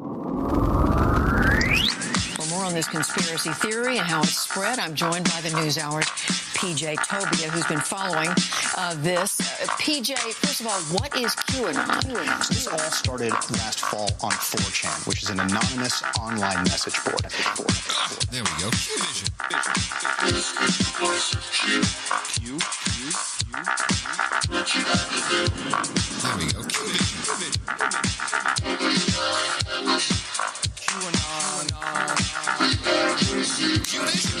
I see it clearly. Q is actually a reference to the Q clearance. It's one of the highest security clearances. Q claims to be highly placed in the government and has visibility into a kind of conspiracy of globalists, a permanent criminal government that's been running the U.S. The Clintons, the Obamas, the financier George Soros, and many, many others. The conspiracy goes on to posit that President Trump will team up with the U.S. military and crush this cabal by throwing them all in jail, starting with Hillary Clinton. Let's communicate. Interplanetary hyperspace. Do they have any evidence? Open up your mind. They're little clues. Q will answer questions anytime. Q vision. I see it clearly. Watch for this. Look for that. Actions that the president is about to take to crush this cabal. Feel the gravity. Moving to a new reality. Do they have any evidence? Open up your mind. They're little clues. You will send your thoughts throughout time. I see it clearly. Watch for this. Look for that. Q vision. You see, he was colluding with. He wanted to make it look like he was colluding with Russia on purpose, so that Robert Mueller would be hired, and he could team up with Trump, Mueller and Trump, teaming up together to investigate the Clintons and the rest of the deep state and their global pedophile sex ring. So that takes a lot of thinking to get that far. And a lot of talking. They spill a lot of digital ink online about this stuff. Everybody jumped on it. Every mainstream outlet jumped on this. So now, when you take a look at things, you see them through Q vision. Pedophiles who eat children in the Clinton cabal. Q vision. Hold on a second. What? The Zephyr's painted blue. Oh, now. no. Does it say obey on the side? No, it doesn't. Thank goodness. So, and I'm just pulling up a few things that I've learned that people in the Q movement are obsessed about. And if you look at it through the Q vision glasses, which you're wearing right now, you may be able to see this in a different light. QAnon is blowing everything wide open. All of this money in Washington, D.C., all of the lobbying, pedophiles who eat children. Let's communicate. Interplanetary hyperspace. Do they have any evidence? Open up your mind. Little clues. You will answer questions anytime. Watch for this. Look for that. I see it clearly. Actions that the president is about to take to crush this cabal. Feel the gravity. Moving to a new reality. Do they have any evidence? Open up your They're mind. little clues. You will send your thoughts throughout time. Watch for this. Look for that. I see it clearly. Actions that the president is about to take to crush this cabal. Let's communicate. The movement is very real, Let's communicate. and it's not to be ignored. And I will now have my Q glasses handy, proving Q is real, which is a total waste of time. Who cares? You know, the deconstruction he does is reasonable, or she, or it. Well, I don't even see that much deconstruction. I see a lot of hinting. Oh, look at this. Look for this. Look for that. Yeah, that's what most of it is. It's not to be ignored. That's why we have our Q Vision glasses, so that we can look at it with Q Vision and then not have to worry about being able to straddle that. We can always take them off and look at it from a different perspective. Q glasses off.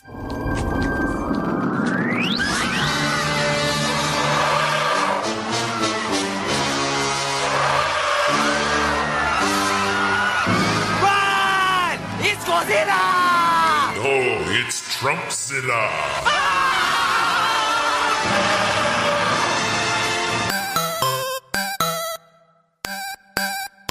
The best podcast in the universe. Adios, mofo. Dvorak.org/NA. Oh my God! Woo! Listen to that horn!